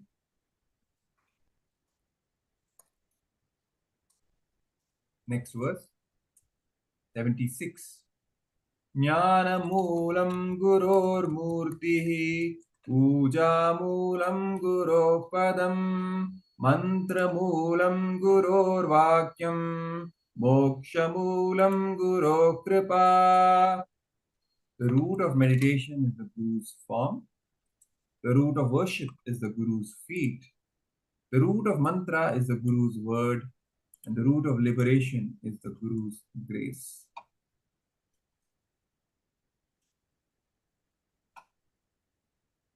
Let's now watch a short clip where Swamiji is describing to us about the Guru and how to relate with our Guru. So let's now watch this clip and then we'll continue after that.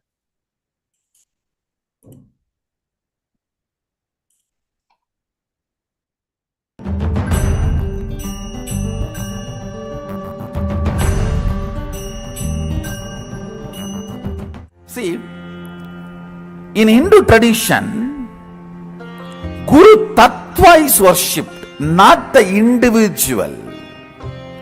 See,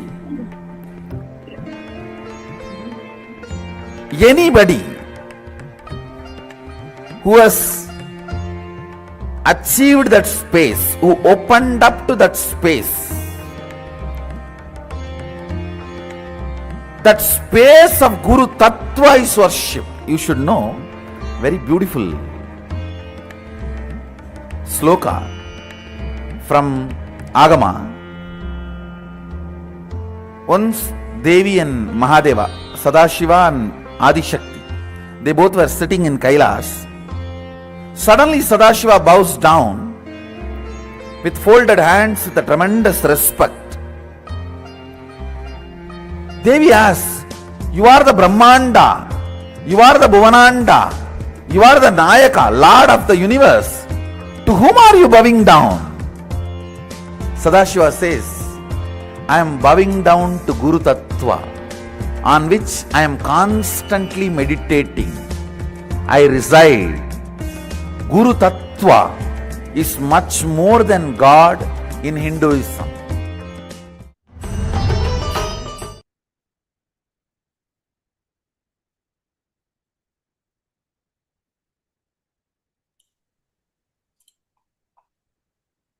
Yes. So, what a beautiful revelation from Swamiji about the importance of Guru Tattva. Paramashiva himself bows down to that Guru Tattva. He is the ultimate, he is the ultimate superconsciousness, the Lord of the Lords, Mahadeva himself. He is constantly meditating and he is constantly surrendered to that Guru Tattva. That is the importance of Guru in Sanatana Hindu Dharma. That's why so much of reverence, so much of respect, so much of devotion to the Guru in the tradition of Sanatana Hindu Dharma. And whatever Sampradaya we are talking about, Shaivism, Vaishnava Sampradaya, Shakta Sampradaya, in any tradition of Sanatana Hindu Dharma, it is the Guru who is the ultimate, from where the entire transmission of this enlightenment knowledge continues for generations and generations. And indeed, it is only the Gurus who keep the ecosystem, the enlightenment ecosystem alive for generations to come. So continuing with the importance of Guru, Swamiji says, God is Guru to make you realize you are God. So God himself happens as Guru in your life for you to realize that you are God. Guru Tattva makes you realize real God. Until then, you will not even have the right cognition about God. It's only the Guru who gives you the not just the right cognition, but the right experience that you are God.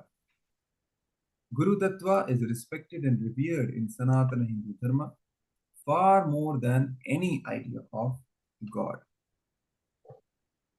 The highest idea of God is given the seat of Agnya Chakra, as we were mentioning before. That is the third eye. But Guru Tattva is given the highest place of Sahasrara Chakra, that is the crown center.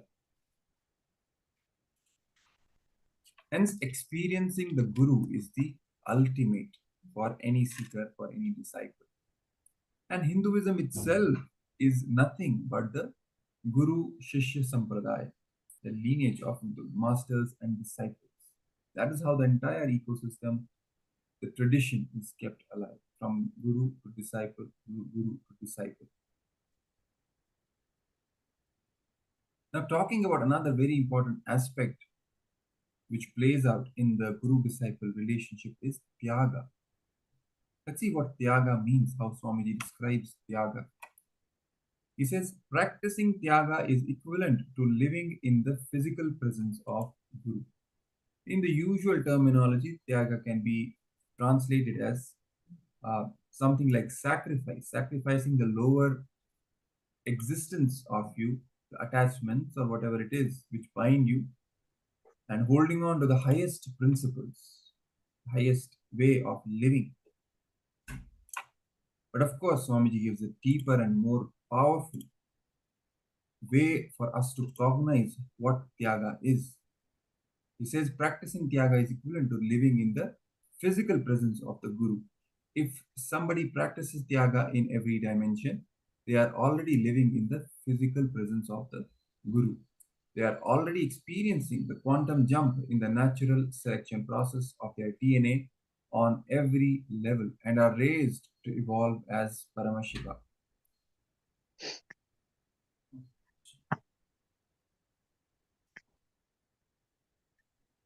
Now let's see how to meditate on Guru. What is the way for us to meditate on Guru? As the verse in the Guru Gita also describes,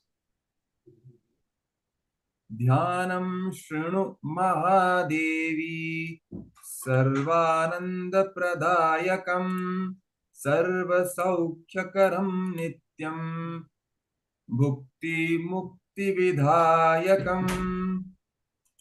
It says, O great goddess, here Paramashiva is saying, O great goddess, listen to the method of meditation on the Guru, which grants all joys, always brings all happiness, and gives worldly fulfillment as well as liberation.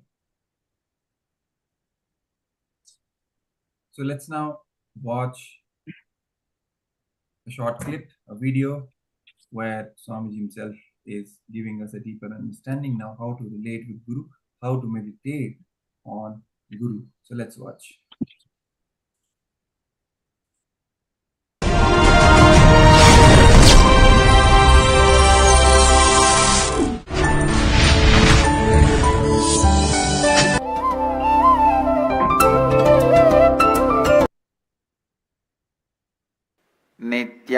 नित्यानन्देश्वर समारम्भाम् नित्यानन्देश्वरि मध्यमाम् अस्मदाचार्यपर्यन्ताम् वन्दे गुरुपरम्पराम्. I welcome all the devotees, disciples, samajis, satsangis, Srimahans, Mahants, Tanedars, Kotaris, visitors, viewers sitting with us all over the world at this time through Nityananda TV, Sadhana TV, Janashri TV, and through two-way video conferencing, having Nayana Diksha. Cities sitting with us in two-way video conferencing, having Nayana Diksha. Enriching Temple, Bidadi, Karjat, Mumbai, Bangalore North, Pattaya, Thailand, Jorpati, Nepal, New York, Varanasi, Hyderabad, Gupta Kashi, St. Louis, Tirumala, Guadalupe, Markham, Colombo, Kuala Lumpur, Palani, Singapore, Ohio, Prayag, Dubai, Baidyanatham, Seattle, Chidambaram, Surrey, Canada, Toronto, Kailayam, Los Angeles, Arunachalam, Houston, Kalahasti, and many more cities. Surrey, Canada, I welcome all of you with my love and blessings. First, today, Nityanandeshwara Brahmotsava, main day, Mahadipam. The day Mahadeva appeared as a light shaft and blessed Brahma and Vishnu with enlightenment. This is the very day he gave enlightenment to Devi and gave his half to Devi, became Ardhanarishwara. Today morning we had Bharanideepa Mahotsava. In all the temples, all Garbha Mandirs, the main lamp, the light is lit. In Bidadi, we had Bharanideepa celebration. Bidadi Nithyanandeshwara's temple, Bharanideepam was lit. And today evening, sharp 6 o'clock, we will be having Mahadipam. The main light, main lamp will be lit. I request all the devotees in your area, the tallest hill, please light the lamp in adherence to the legalities of your country. And let's receive. Bidadi is offering many nivedyams to Mahadeva. Let's receive his blessing.